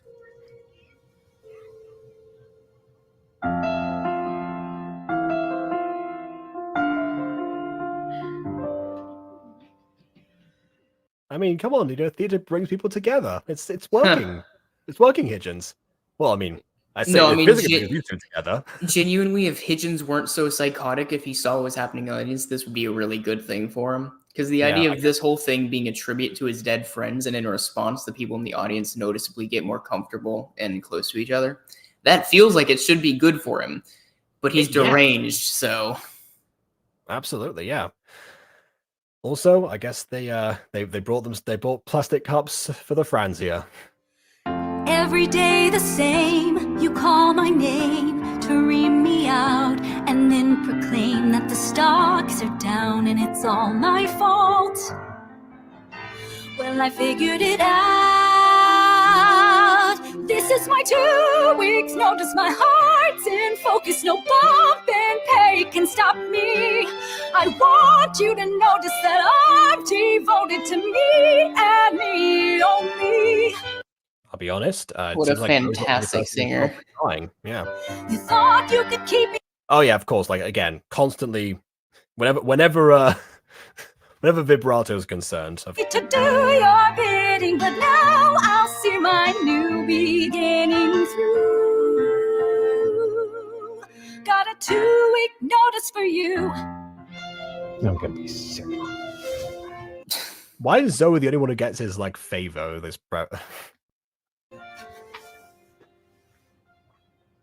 Oh boy, I'm so sorry. This is just like, honestly, try again at a different theater. Tell them that this performance, like it gets to see what the reviews were before, and then ask if you can perform it somewhere else. I don't know. Skip Clivesdale, obviously, but there's other places in the mainland that you could go to. Then again, the Starlight Theatre is a black altar, so maybe that's what he needs in this context, but I don't know. Then make it up to us, Henry. Ah, there they are. Nope, yep, so that's why you need it, fine. Huh? Oh, I guess he wasn't his plan. Oh, what a classic horror shot, and again, you have the duality. Oh, you mean of like the blue light and the yellow light before? Yeah. Yeah. We had to pair that with a Dutch angle, quite honestly, but yeah, Dutch angles usually are meant to like make people uncomfortable. Yeah, so, the Dutch angle is a classic in the horror genre.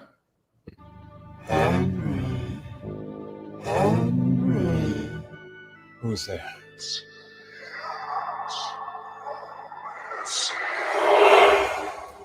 It's been a long time. I think that's what they said in the when the aliens were pretending to be the characters from the show. They just happened to know it already.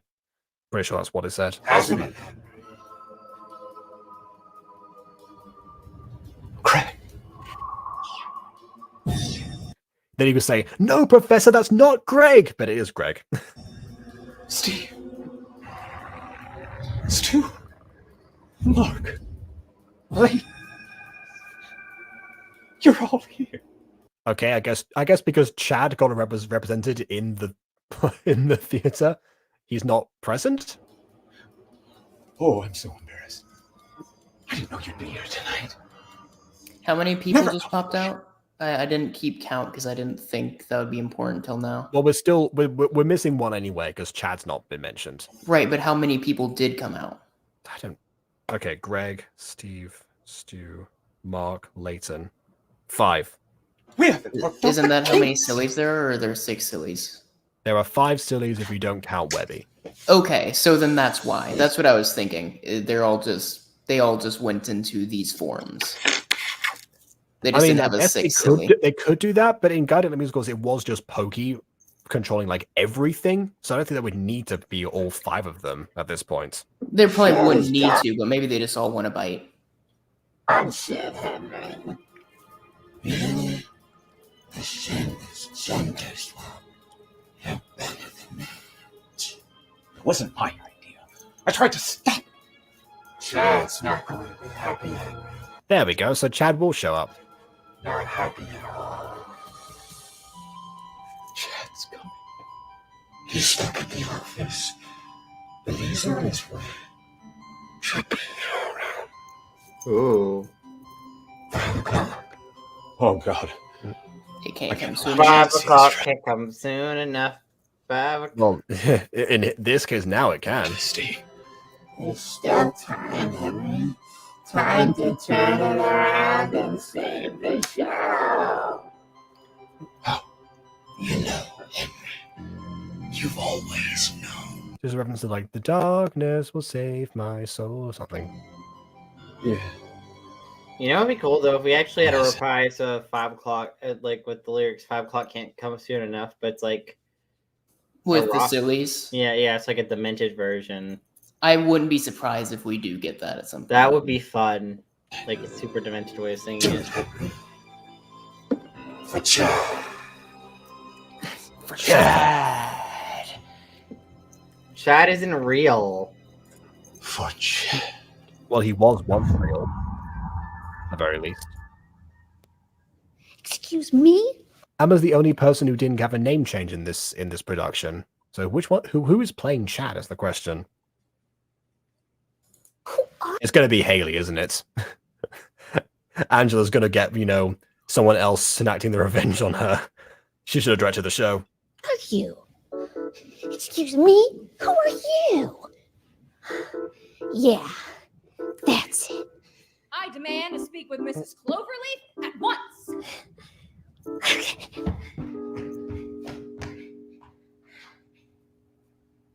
Oh, you fool. Yeah. Oh no. It's so relatable, but oh god, the horror. The trauma. Yeah, and no one's helping! Fester, shield your eyes. By the way, I would also say that it's not really used in good form to have. Hey, look, it's the theater teacher from Dirty Fruits Must Die. Yeah, and Officer Bailey, of course, as well. Are they dating? I don't know. They didn't really interact too much in Nerdy Prudes, so in this reality, maybe they are. I mean, you know what I find weird about this play, though? Everyone is wearing their Nerdy Prudes Must Die costumes. I guess it was like one of the most recent productions, so they had similar costumes lying around. But I mean, everyone's pretty much wearing those outfits in this production. Well, I think it's Well, also Ruth still has because a headgear all this time later. Presumably, this is after she's graduated. Well, I mean, it's also important to note that a lot of these characters have very specific roles across their appearances, and so maybe they just have specific outfits that they just appear in as motifs. Yeah, and also bear in mind that StarKid recast like the same people as different characters. I remember when we first started watching Hatchetfield stuff, B was like immediately confused by that and tried to make a theory as to why these people were all the same people, and it ended up being true in one precise case. but for the most part, it's just the same actors play different characters, and the way to represent that, especially in theater, is via the costumes. That's why they do it this way.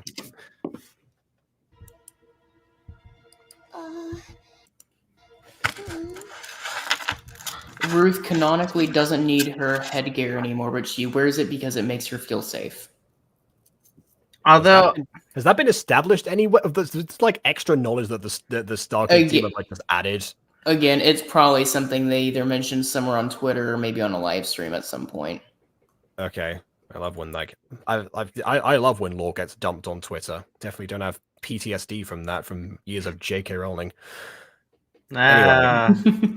Well, J.K. Rowling is the worst in general, technically, so you know. Yes, thank you for explaining the joke to the audience, Aiden. Yes. On a technicality, of course, because there's a measurable amount of criteria for being the worst person in.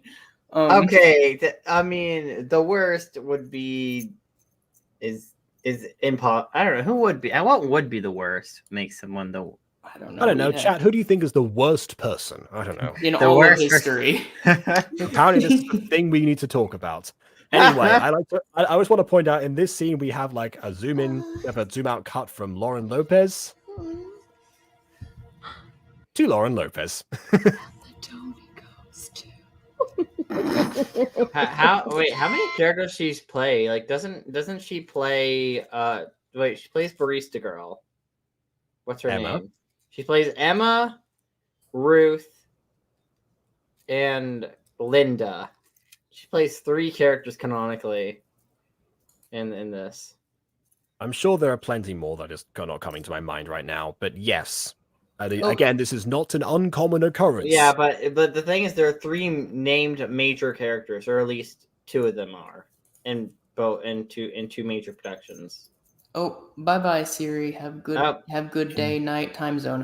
Okay. Also, I thought you were talking about real Siri for a second. I was like, wait, what? Why are you No. talking to Siri? Well, I am talking about real Siri. This is arguably more real, but, you know. But also the important reason I went in chat, Frederick. It was in the live chat of this video's official release. Also, poor Ruth. Yes, for one, just for once. Yeah. Do you think Ruth ever found a boyfriend? Wait, hold on. Apparently, Lauren's also played Hannah. I don't remember that. Remember that at all, actually. What did she play Hannah in? Excuse me. More than I met times, probably. Ruth. You're secretary number 4. You're not Ruth on stage. What's my line? Excuse me.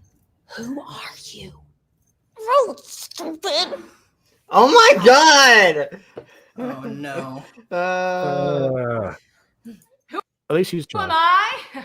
I'm Henrietta Hidgens, the youngest executive this firm has ever seen.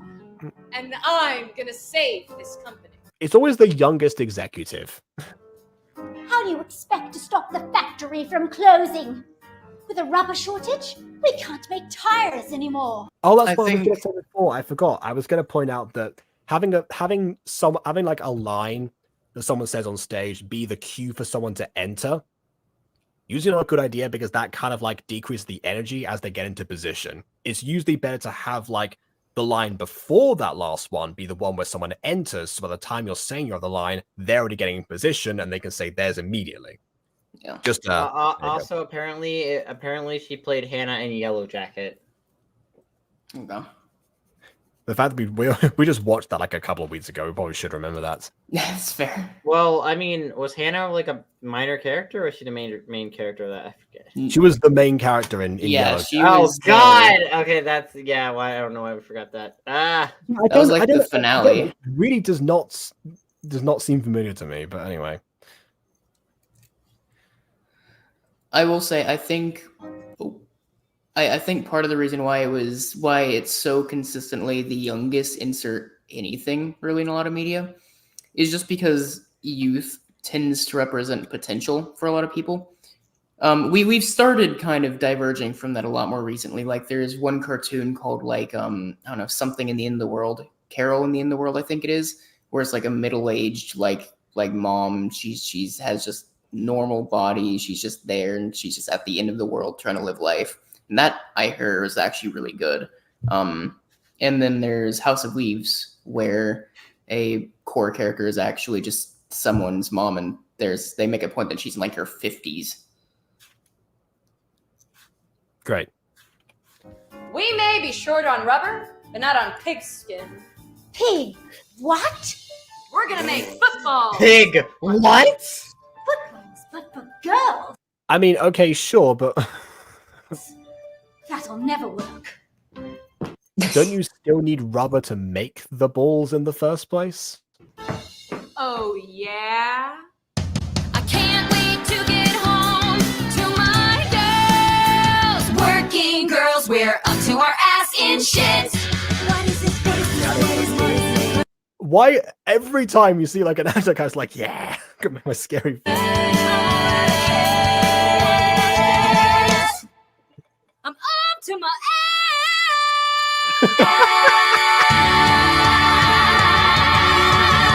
You gotta add the Wicked reference in there. Speaking of Wicked, I'm excited to actually see the movie when it comes out eventually. Yeah. You're in the minority there. Flat. I Nice like and flat. Wicked's cool. Don't start talking before they've left. Have these people ever worked in a theater? Well, not the actors themselves, I mean, probably the not. characters. Have any of the characters ever worked in a theater before? Always meant to have years of experience. You sounded great. Shut up.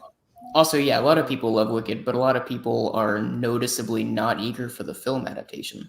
I don't know. I mean, it looks good, and I mean, it looks Oh fun. yeah, whenever a play gets adapted into a film, everyone's always going to be apprehensive about it. That's just the natural order of things. That's not a surprise. I mean, it is somewhat avoiding the trap that some modern day musicals marketing has fallen into, where it's like, we're not going to acknowledge that it's a musical ever during the marketing, which annoys me to death. Oh, Mean Girls so mostly sorry. did that, which was sorry, annoying. Professor. I really flubbed it. That'll take a second to I'll do talk better about, but I'll next talk to you about that off screen. Yes. There's not going to be a next time, Ruth. Not for you. Not for any of you. Not for the working girls. But we're supposed to be performing for the next week. What the fuck are you talking about, Hitch? This was just the matinee. We have the evening performance still. I've decided to make some last minute. I love the camera angles. Cuts. Oh. I like the axe still looks fake. I mean, that's kind of a small hatchet. I mean, no offense. If you're gonna murder a whole group of people, like, get a How larger big do you hatchet. think hatchets are? Okay, get like a giant axe. I don't know. This Listen, is man. hatchet. A tiny hatchet isn't gonna cut it. Literally. I mean, Well, if a we'll see knife about that in can. a second, shall we? It's fucking transcendent. That was his line. That was one of the other cops' lines about barbecue monologues. All of the I like the idea that everyone in the department has their own distinct transcendent play that they've all seen. Yeah. Also, the music in the background of this is Light on a Day again. Do you wanna see the planet? Excuse me, everyone. I'm a cop. I'm gonna need you all to sit down and shut up. Act 2's about to start. That's what those lights mean. Okay. Thank you, Officer Bailey. You did the job of whoever's. Hey, it's what's her name? Oh wait, why is she hanging out with him? Who are you talking about? There's many people. Not Angela. Crap, what's her name? Grace Chastity. She's hanging out with other nerdy guy from Nerdy With Fruit. Richie. Well, She might think he's a dirty dude. Yeah, Richie's one of the only people that she's interacted with on a consistent basis in Nerdy Broods. I mean, yeah, but I mean, there's kind of out of convenience of the story, That may not or may because not be Stephanie Lauder, not because but- she's chose to. Also, I'm pretty sure this is not the same universe as Nerdy Prudes. This is an alternate universe to Nerdy Prudes, so she hasn't experienced the Black Book at all. So We had a conversation about that before, actually. I was gonna say also I was surprised she came without her parents, but then I realized no, her parents are in the frame playing different characters. That wouldn't have worked. So, but yeah, I guess honestly she might have just like been assigned a seat from her tickets and thought like, oh, okay, I guess I've got no choice.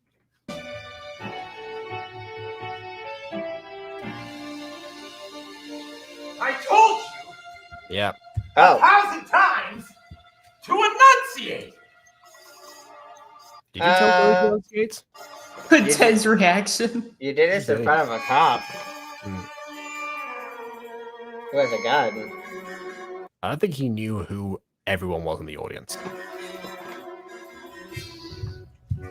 Good evening, ladies and gentlemen. What's going on? They're dead. Moly, is that blood? I'd like to apologize for everything you've seen thus far tonight. As you can tell, certain members of the cast are unable to continue their performance. All the cast! You killed the cast! With a single hatchet, Oh my by God. the way. He was Which, playing by chat. the way, how come they didn't overpower them? You had, like, what, 6 women versus 1 man with a hatchet? I don't know. I feel like the 6 women would win. They probably also could have escaped because they were just behind the curtain. So not only could they were been very audible for that matter, but they could also just, you know, left and ran away. They all, like, silently dying, I guess. They're just like, I gotta be silent when I die. We're too professional. The audience mustn't know, even though we're going to open up the act in a few minutes right away. Oh, the actresses are dead. Good. What? Linda! Well, I guess Linda agreed that, you know, this was not very good. Let's just start the show over again. What? That's not how theater works. That's not. No time for that. Also, you need people to cue you in as well. I may have to play every role, but as they say, the show must go on. Or the show must start over. Okay. Also, I like how we've got like in the corner there. The biggest reaction, of course, is Nick Swift. I'm pretty sure that is in the back. So it begins with a spotlight on me. Oh. Wait a minute. This is no joke. This is really happening. You didn't clock that? Well, they could have thought it was part of the performance. Yeah, I probably would. I don't. Well, Yeah, okay. Obviously, that. okay. From a video standpoint, yes, the body parts in the blood look fake, but in universe, the body parts in the blood should look a lot more realistic. They could have been as audience members. You could have thought that they just were being really realistic about it. If you saw a play that like opened up with not opened up, I guess the second act had a bunch of blood and everything and a bunch of different parts or something, and you saw them there, you probably think first thought would be like, oh wow, this is some pretty high budget effects that they have. Like I would just think the production team is talented at their job. It would depend. Well, in the case of this play, clearly that wasn't the direction the story was going. Unless it was a poorly written story that has a left turn. Well, I mean, it's just narrative cohesion. Like in The Mutant Girl, if midway through a season, I don't know. We watch things without narrative cohesion all the time, Aiden. Okay, yeah, but if midway through a Mutant Girl season, like, I don't know, freaking Morwenna had a mental breakdown and got a gun and shot up a bunch of people randomly, you know, it wouldn't narratively fit with the season as a whole because, you know. No, but you still wouldn't assume that you're now watching a live videotape of the actor from Rowena shooting up a bunch of people, though. Okay, that was in the case of animation, but that was just an example. That was just an example of narrative. It's a bad example. No, that was a narrative example. That was talking about the narrative of you wouldn't want a left turn in the story that when a production or storyline just has a left turn into completely weird subject matter.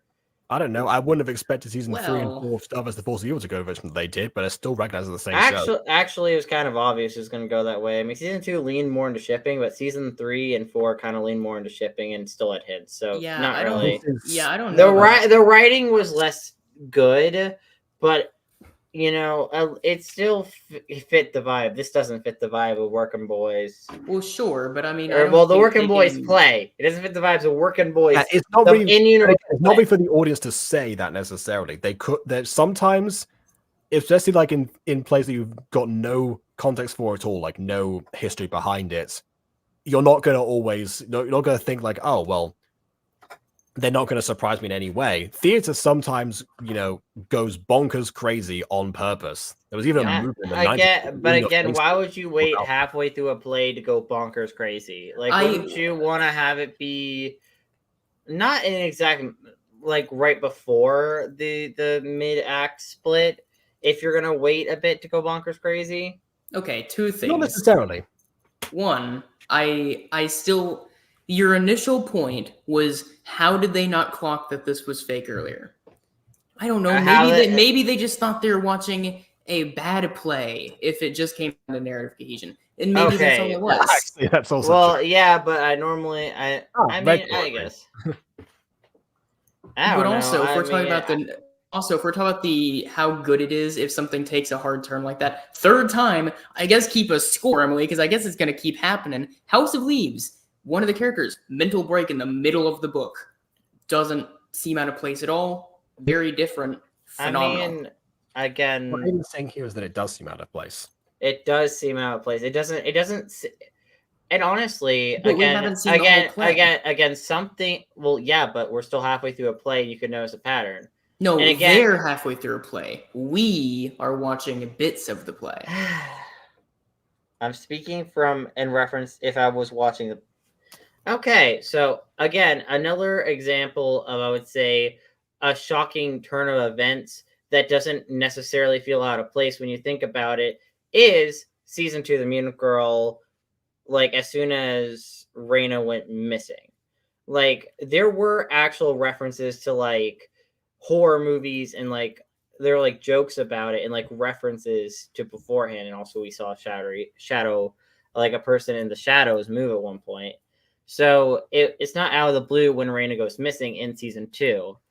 If you took away all those references, then it would feel a lot more out of the blue. If that makes any sense. Yeah, but okay, but think about it this way: if we were watching a episode about Mutant Girl episodes, and we skipped a bunch of it and only went to the juicy parts and ignored all that foreshadowing, skip anything. We didn't skip anything. Pretend like you were watching what we are right now. A episode about an episode, we skip a bunch of the stuff about the episode that they are watching and skip to just the juicy parts.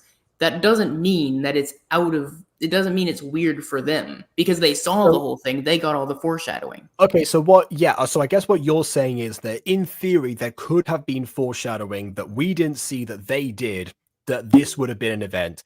That feels a little bit too convenient, considering that Hidgens was not planning on this. Like, this was not playing on it. It most likely was going to go the cheesy way of where they all band together after like kind of being apart for a while. And they band together, and then they get it there, and they stop it from becoming a golf course. Well, I don't know. That whole storyline. The historical version of these characters got the evil real estate smited. person stops it.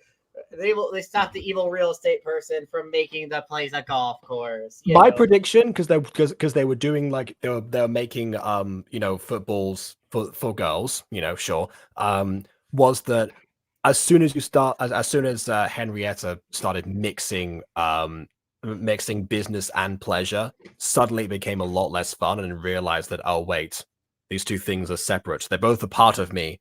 And there will always be something special about this particular field in the way that precisely what it was originally. Let's keep it the exact same way as it was before, rather than like having to stop somebody else coming in because they haven't talked about that yet. Yeah, the original, like the actual events it's based on, though, they got smited. I don't know. Maybe Hidgens wanted to show that bit. But at the same time, why would the act end with a character who hasn't been seen at all? Why would the act open up with a character we haven't seen at all, with a bloody axe with blood all over him, with the whole cast murdered? That seems like a fanfic writer who gets irritated and starts falling in love with her characters, and she's like, and then they all die. Yeah, it would be shocking for sure, and the audience were confused when it happened. But going from that to automatically assuming this is not part of the show, there needs to be some time for that. I mean, I guess. But again, I like patterns, okay? I study patterns. I study narrative structures. I can analyze everything. That's good for you, but the average audience person might not do that. Well, they in should. fact, mostly people haven't. Quite frankly, we know what they do for a living. Also, even if they were studying it, like you say you are, that still doesn't mean they're going to assume this is real murder. They might just think it's a bad play. It is. We know it's a bad play. Well, yeah, it is a bad play. Maybe they just think it sucks at the end of it and write a bad review. Well, actually, we're in the middle of it. Anyways, so one of the things. This is a fair point. Hatchetfield was a parody of old horror. Oh, they could be parody of new horror movies. Honestly, some of those tropes have not died out. The ones you're describing. Okay, but also there's a cop in there, and he probably has his gun on him. So I think the conflict's solved. Depends if Hidgens like saw who everyone was in the audience. I mean, yeah, everyone knows everyone in Hatchetfield, but it depends if he was looking at the audience specifically, or if he was just watching how the actors like butcher his vision of the audience themselves. Yeah. Also, I know why he's in his cop outfit, but if he's an off-duty cop, I don't think you're allowed to wear the uniform off-duty just casually. You have to be on duty to. I'd have to look up Michigan law for that, and quite frankly, do not want to do that right now. I think from a pure legality perspective, you don't want to get a false thing of that you're on duty or not, Well, yeah, okay, we get what you were saying. So the story was about death of Hidgens' boyfriends. Yeah, so he did say that, but the problem with that is that he revealed that to the actors right before opening night, which implies there was no hints that they could have possibly put together in the play before that point. Yeah, I mean, assumably they read the whole script by, which, man, that 100% would have had to. That must suck, though. It's like, oh, yeah, I spent ages reading the script, memorizing it, getting in the character, and then started doing this whole play just to get murdered by the director. Like, come on, my last few days were spent memorizing a script. How dare. Well, shouldn't have been the last few days, but yeah.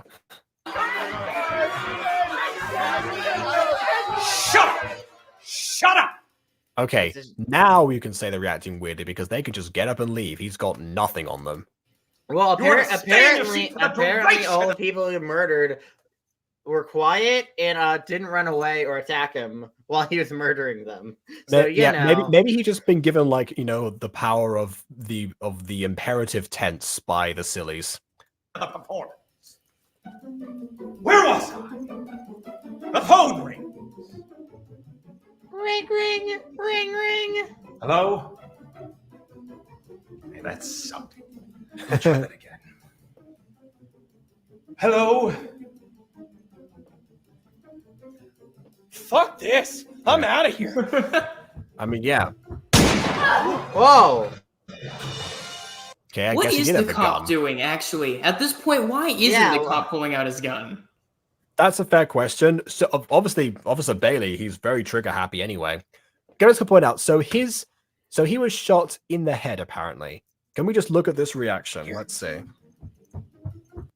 So, boom. Okay, so it seems like he either got struck in the rear by a bullet from behind, or the shot in the head was actually from the front. And so someone else is involved in this, which might be Chad. And if that's the case, ironic considering that Chad is one Chad's a coming. Who's a coming? Chad's a coming. Yeah, the star of the show. Man, never mind. I guess the wound was I guess that was he was struck in the back and reacted as if he was shot through the back, but it was my head. I don't know how this bullet works. We made that joke earlier in Quest of the Rising Sun. We certainly did. Told you to stay in your seat! You're pulling me out of the scene! It's distracting! Oh, these faces. Hey, you have a gun! You have a gun. What are you doing? Hiding. You have a gun! Yes, so you have a gun. Do something. Right. Oh, how do you ever gonna have a gun? What this kind of feels like in like shows that are meant for like really, really young kids, where there'd be like a very honest, I was like, wait a minute, what should I do? What have I got? A gun? I have a gun. I do have a gun. I don't remember this episode of Dora. Dora. Can you say gun and ammunition in Spanish? Pistola. Here, save us. What? Why are you giving it to the children or young adults, depending on how old Ruth is? Because Ruth is the same age as them, so maybe I think adults. they've graduated by now. So yeah. Be like, I'm not trained with a gun. How am I supposed to know what to do? Because we're cops. Yeah, we're cops, and we get scared. Business calls, I'm up to my ass in shit. See, he's not being cued in because the tech people are not going to stand by this. They probably called the police, even though one of them's already here. Sure, whatever. Come on, get Sam involved. Sam needs to appear here. Get more Jeff Blim characters on the screen at the same time. You thinking of Mickey Mouse? The world would. Nemo. Why would I think of Mickey Mouse? Aiden is chat. referencing a comment. Oh. Someone said, I was I'm thinking the Mickey mouse. Mouse Clubhouse, not Dora. I'm the mouse. Well, boys, howdy, what do I have here? Here's my gun. I'm an officer in this script. Stop right there. You're under arrest. We're cops. We're cops. And we get things done. Oh, this is an automatic rifle. You didn't fire a warning shot, Mickey. It's illegal here. Where's the accompaniment? 5 o'clock and soon enough. No one can do the turn like Robert Mannion did. It's just people have tried. Oh. 5 o'clock came. Chad, how could you? Oh no, it was Chris. Oh, by the way, I actually knew that Grace killed him this whole time. That's one bit of information I didn't say. So when I was looking at the wiki for his name and stuff, I skimmed through, and one of his deaths I saw labeled by Grace Chastity. I was like, oh, so Grace kills it. So that's what I was like. That's why I knew Grace was in here because Grace killed him. You know what, Aiden? I'll give you credit for this. You have over the years mastered the art of not giving spoilers. Yes, thank you. But also, I have to mention, she went wow at the end there. Is her getting a taste of first blood gonna send her on another rampage like she had in Nerdy Prudes? Yeah, as soon as she gets a taste of blood, she realizes, whoa, I have this power. I gotta use this. 5 o'clock and soon enough. Oh. To his credit, he's still trying. I can't wait. The show must go on. To my boys. He says the word boys right before he dies because it was meant to be working boys all along. 5 o'clock and soon enough. When the Lord thy God hath delivered it into thine hands, thou shalt smite every male thereof with the edge of thy sword. Pretty sure. That's kind of awesome, though.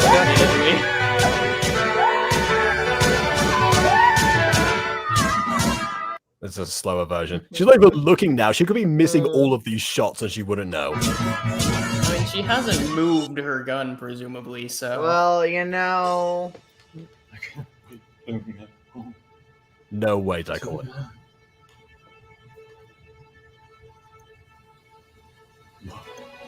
Ah, Oracle Power, let's go! I knew it!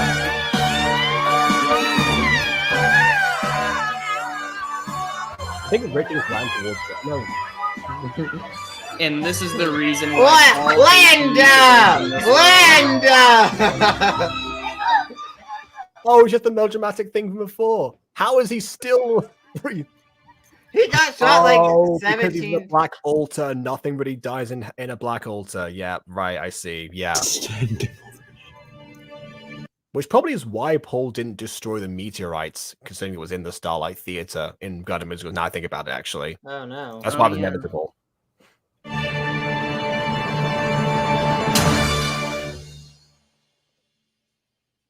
You're a show-stopping number. A real showstopper. Yes. Are we gonna get another end credit where we have Grace just mowing down dirty dudes? I don't know. The rooster's calling, but I think this is a new song, actually. I don't recognize this I keep stalling, stumbling to shower and shave, put on a new face, bumbling 6 a.m. Corals and I'm already beginning my working day. But 5 minutes in, I'm already crumbling. Why did I even come in? Probably with Casillas. I didn't know she had another last name. Fair enough. Zoe Chambers and Woman. Also, even Barry Swift doesn't even get his name. That's why I keep getting it wrong, because he's always just called Man in a Hurry. Business calls. You got to make those tedious business calls. Also, I guess Chad never came. He was the only person didn't have his name changed, and I guess and yet he never ended up showing up towards the end. Well, I don't think Chad was ever gonna come. It's just that's what that was part of their weird manipulation of him to No, Jacob's referencing in the actual play. Oh. They didn't change his. Well, I mean, it makes sense they didn't show up to manipulate him. I'm pretty sure that was just the sillies taking on a different form. But in the play, I agree. I mean, sure, but why not manifest in the form of Chad later? It's not like they had to all be on screen at the same time for that to work. One of them could have just become Chad. Well, because they were already all there, and so I mean. Oh, I mean, Fester puts a theory out there. What if Chad was a silly? Well, I mean, but just a sixth silly. Here's the thing. I think all of those guys were sillies in the sense of taking on the. Tormented by Pokey and Wiggly and Tinky and Blinky and Chad. Yeah, here's the thing. I think all of the boys were sillies, but like the sillies are taking on their form. I don't think they were initially a silly. I don't know how I feel about Chad being a silly. That's a really strange name for a silly, is all. Well, to be fair, if Chad was a silly, he could have took on a fake name, and not his actual name not be Chad. It would just be like something. We have Pokotho, Tanoi Caraxis, Wigog Urath, Chad. Right, it's very strange. But also, Frederick brings up a theory as well that I think is interesting. I think Chad was never one of Henry's boys. He was the one that got away. Well, okay, but Henry said he was the sole survivor. So there was no one else who got away. I guess so. I don't know. Also, they didn't want to cast someone to play Chad because as long as they never show Chad, he'll always be this amazing guy who's amazing. Fair enough, I guess. I feel like anyone that could have gotten Starkid to play Chad would have been an amazing guy who's amazing, quite frankly. They have a mostly perfect track record with that. And watch that comment age like milk as someone gets cancelled in future years, but for now we'll say that. Everyone started to be horrible somehow. It's like years later. That's why I said mostly perfect. Like anyone that had gone to play in this production after that cancellation. Business calls. It's a way to make a living every day. You make your business calls. I think about something that's a way to make a living sounded familiar. No, Dolly Parton 9 to 5. That's what I'm thinking of. Bring back Joe Walker as Chad. Actually, yes. See, this is what I mean. You see, I don't know what happened to Joe Walker. I just assumed that he, went off to do like other acting stuff potentially. Oh, but see, someone else wants Lauren to be Chad. Fester here. Okay, sure. I mean, obviously, still part of the production. Why not? I would love to be a part of a Starkid production one day. It'd be so cool. We imagine our perfect Chad. Once we see Chad, there's no more okay, that way I can see. Chad, well, as soon as it said the first time, I was like, okay, so your version of Chad is like, you're applying the same philosophy to an intimidating villain, but to Chad. Oh, that's what they could have gone. Like, like Will Breno or whatever his name was, who played Max Jagerman. Yeah. Oh, he would have. Whatever his name was. Man, I didn't know his name at all until last week. That's fair. Whenever I think of him, I just think of that song of Chris Chastity in the Dirty Girl Soup. Sure, of course. Of course, I've seen that you remember, Aiden. I know. Actually, one thing that I think actually I was on board for, like, your decision to cast like a new person entirely to play Abraxas in Fallen Angels was actually because I remembered how well the surprise of Max Jagerman was in Nerdy Prudes, and I was like, yeah, that will absolutely be appropriate for this. Yeah, the original voice actor for Abraxas back in the day, which was like 2 or 3 years ago. Obviously, they went on to be cast in other things as well. by us and by other people probably as well. I'm not sure. Actually, I'm not sure how many things Parker Saw is in. Don't we know? You don't want to see Chad. I want to view him just through Hitchens' eyes. Should be like just a final moment where it's like, wait a minute, Chad, is that you? We just don't see. It's all Actually, wait, they could do that. Just have like a huge spotlight behind him. Like, just get some like tall actor to play him, and just get like a huge spotlight behind him, and just have him be very obscured by the lights. So it just looks quite tall. What? Because I imagine him as like tall. See, that's the thing. You're imagining your version of Chad right now. That's what the chat is saying. That's what Turnip is saying. I imagine Giga Chad. No, I'm kidding. Kidding. Hey, why not, man? Sure. That'd be that's horrible. That's canon. The Giga Chad chin. Just like XP level 3's Giga Chad character. That's a whole different case, but yeah. Anyway. Also, I got a question. What is exploring the lands that are? What's that? That I'm pretty sure is part of their next project, you know, the Cinderella's Castle. Oh. That seems to be like their next thing to go through, which might not be the next set of streams that we do of StarKid, because BB is still curious about that one random Smosh trying to laugh video. And also the other one that people debated is canon or not. I forget, the Oregon Trail. Okay, yeah. Well, so for Oregon Trail, the thing is that I had like in mind that after we keep going through the classic StarKids in order, which means the Oregon Trail would be like way, way, way away from us right now. It's like towards the very end, honestly. Because it was one of the last things they did. I had a question. What is our next StarKid project that we're going to review? Well, we're still in the middle of Little White Lie. But also, I guess, if you want to count something as part of the StarKid reviews, the time they're on Smosh trying to laugh, apparently is probably going to be next week. I mean, yeah, but like, I do like a like one White Lie or whatever what it is, but like, I do like this show that I can't name. Whatever, you know. Look, but I do want to cover more musicals of StarKid because I think the musicals are more interesting than White Lie, which is fine. It's a fine show, but like, I think the musicals tend to be more interesting.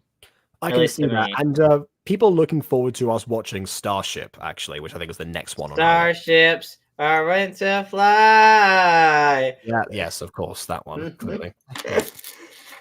Okay, the lands that are is the expanded universe of Cinderella's Castle. See, that's what I was wondering. Oh, so wait, there's two cinematic universes now, or two multi-connected musicals. Then, yeah, like I said, it's their next thing. Yeah, that's what I was confused, because I knew Cinderella's Castle was meant to be out way later, so I was curious as to why this exists, like a 3-hour video titled Exploring the Lands That Are. I was like, so is it out or not? So yeah, I guess it was called Starship. I'm not sure. I think that's what I think that's it. So it's got a digital ticket coming out tomorrow. Oh, that's another thing, actually. Is that technically speaking, you know, if we were so inclined, like off camera, we probably could actually investigate like the digital ticket stuff, because I feel like because some of they have like extra like alternative scenes or, you know, different takes and stuff of some of their things for digital ticket stuff, but problem is, of course, that's like behind a paywall, so it's kind of like unfair for us to, like, you know. I have an idea. I think what we could do, and maybe we won't want to do this, but just our ideas, what we could do is we could film a reaction and all that, but just keep it locked away until it is officially out. So we keep our reaction behind a different paywall that's not the one that was originally the No. We can release it. We can release it publicly like this, but only after we would have to file. We just wouldn't release it till it gets publicly out. Yeah, I think because if your concern is like, oh, there's special stuff, well, maybe we could react to like all that special stuff and just keep it hidden until then. That is live stream earning production. Oh, so the only downside all digital tickets actually like would have been like, I guess, somewhat fair again, because they would have already had their Kickstarters for their production. Okay. I do think that it'll probably come with a downside, which is we can't probably pause to analyze much, right? This feels like something that's probably not going to be pausable. Don't know about that. Again, that's something I just found out existed today. My actual plan to carry on with StarKid stuff would be the trying to laugh, then probably go back to either Little White Lie, Starship, or alternatively watching some like more Tin Can Bros stuff. And I was going to possibly like have like a poll at some point after next week in order to decide that. I mean, honestly, I probably would do 10K and the Bros next, since we just had like 3 straight weeks of StarKid. Then do like 1 to 2 weeks of 10K and Bros, and then go back to StarKid. Yeah. Okay. Also, okay, we've gotten full clarification, by the way, now. Well, yeah, this is the order of musicals that we haven't seen yet, and yes, Starship is the next one, like I said. But also, we did get full clarification. So, Exploring the Lands That Are is just a live stream that they did as promotion. It isn't like part of the story. But Frederick also pointed out that apparently they have discussed maybe doing other shows set in the same world. So it might be expanded universe. You might be right, Aiden. Okay, so and also point out here that yeah, Trail is the penultimate on that list, right before my favorite one actually. So there you go. I mean, what I can't wait to get to is Tin Can Bros Scooby Doo. Yeah, that is yes, which is what we said here. When I say like going to Tin Can Bros content, I did potentially mean some of their like sketches, like their actual cinema, that like I guess episodic sketches, rather than going directly into the next musical that they did. Although, again, that's another thing that we could actually put on like a list to see people want to see that instead. Oh, Fester, we have already reacted to Spies Are Forever, so you can feel free to go back and check that out. We did enjoy it. Absolutely, yeah.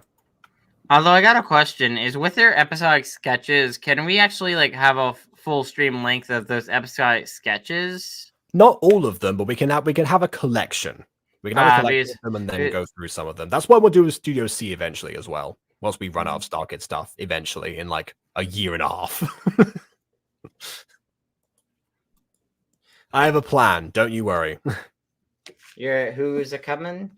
What's his name? Is a coming? Paul's that would have been not Paul's coming. Crap, I was forget. No, it is Paul's a coming. Chad. I know. Chad, I think. Who's a coming? Chad's a coming. Who's a coming? Chad. That would have been such a great callback. Okay, I'm the callback master. Okay, I love references. If you've seen Fallen Angels, I refer even any of my series. You've seen any Aiden production. It will either call back either to itself, another Aiden production, or a different production, usually one of mine that's in the Buzzverse. Or I'll reference something I'm really into at the time, which I do on occasion too.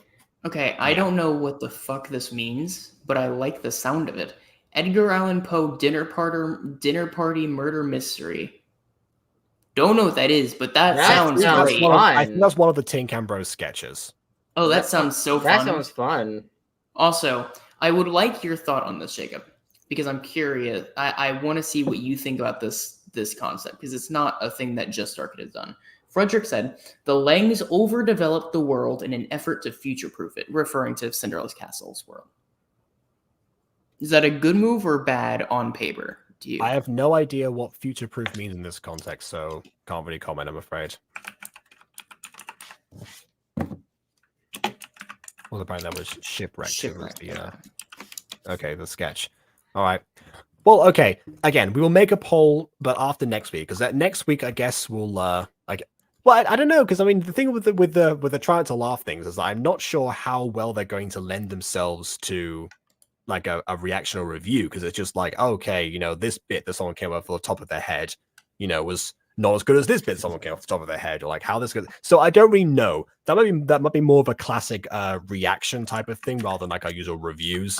But we'll see, because I just want BB to rest assured that there is nothing required to understand Hatchetfield on any deeper level. I never said it was required. I said it sounds canon.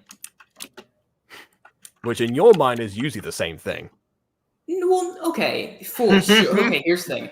For me, on my own personal enjoyment of things, I like to go through the whole thing. I am aware that you do not need it to understand everything, though. I am. Two things can coexist. It's just not the way that I personally like to experience things. Yeah, so to put BB's mind at ease, we're going to do the Try to Laugh video next week, and then after that, we will have a poll, in which case, you lot can decide as well what's our next move in terms of the never-ending journey into the rabbit hole that is Starkit. It'd be crazy if we get to the end of that review and I end it going, "Yup, still seems canon." Oh, I see what you mean. Then yes, that is a good move, Frederick. Okay.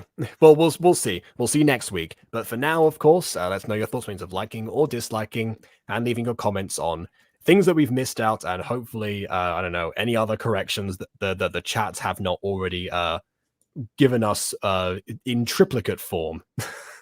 And we'll see you all soon enough and subscribe as well. I keep going to say that. So yeah, Please, no, I yes. did say that beforehand. But it's liking and subscribing. Dang it. Enjoy dinner, Abby. Enjoy dinner. Remember to subscribe because we're trying to get to 1K on this channel as well. Aiden just got to 1K on his main channel, by the way. Congratulations again. Yes. So yeah, we're going to follow in his footsteps. But for now, of course, we will see you all soon enough for another Butter Bunch video. Toodle pip. Bye.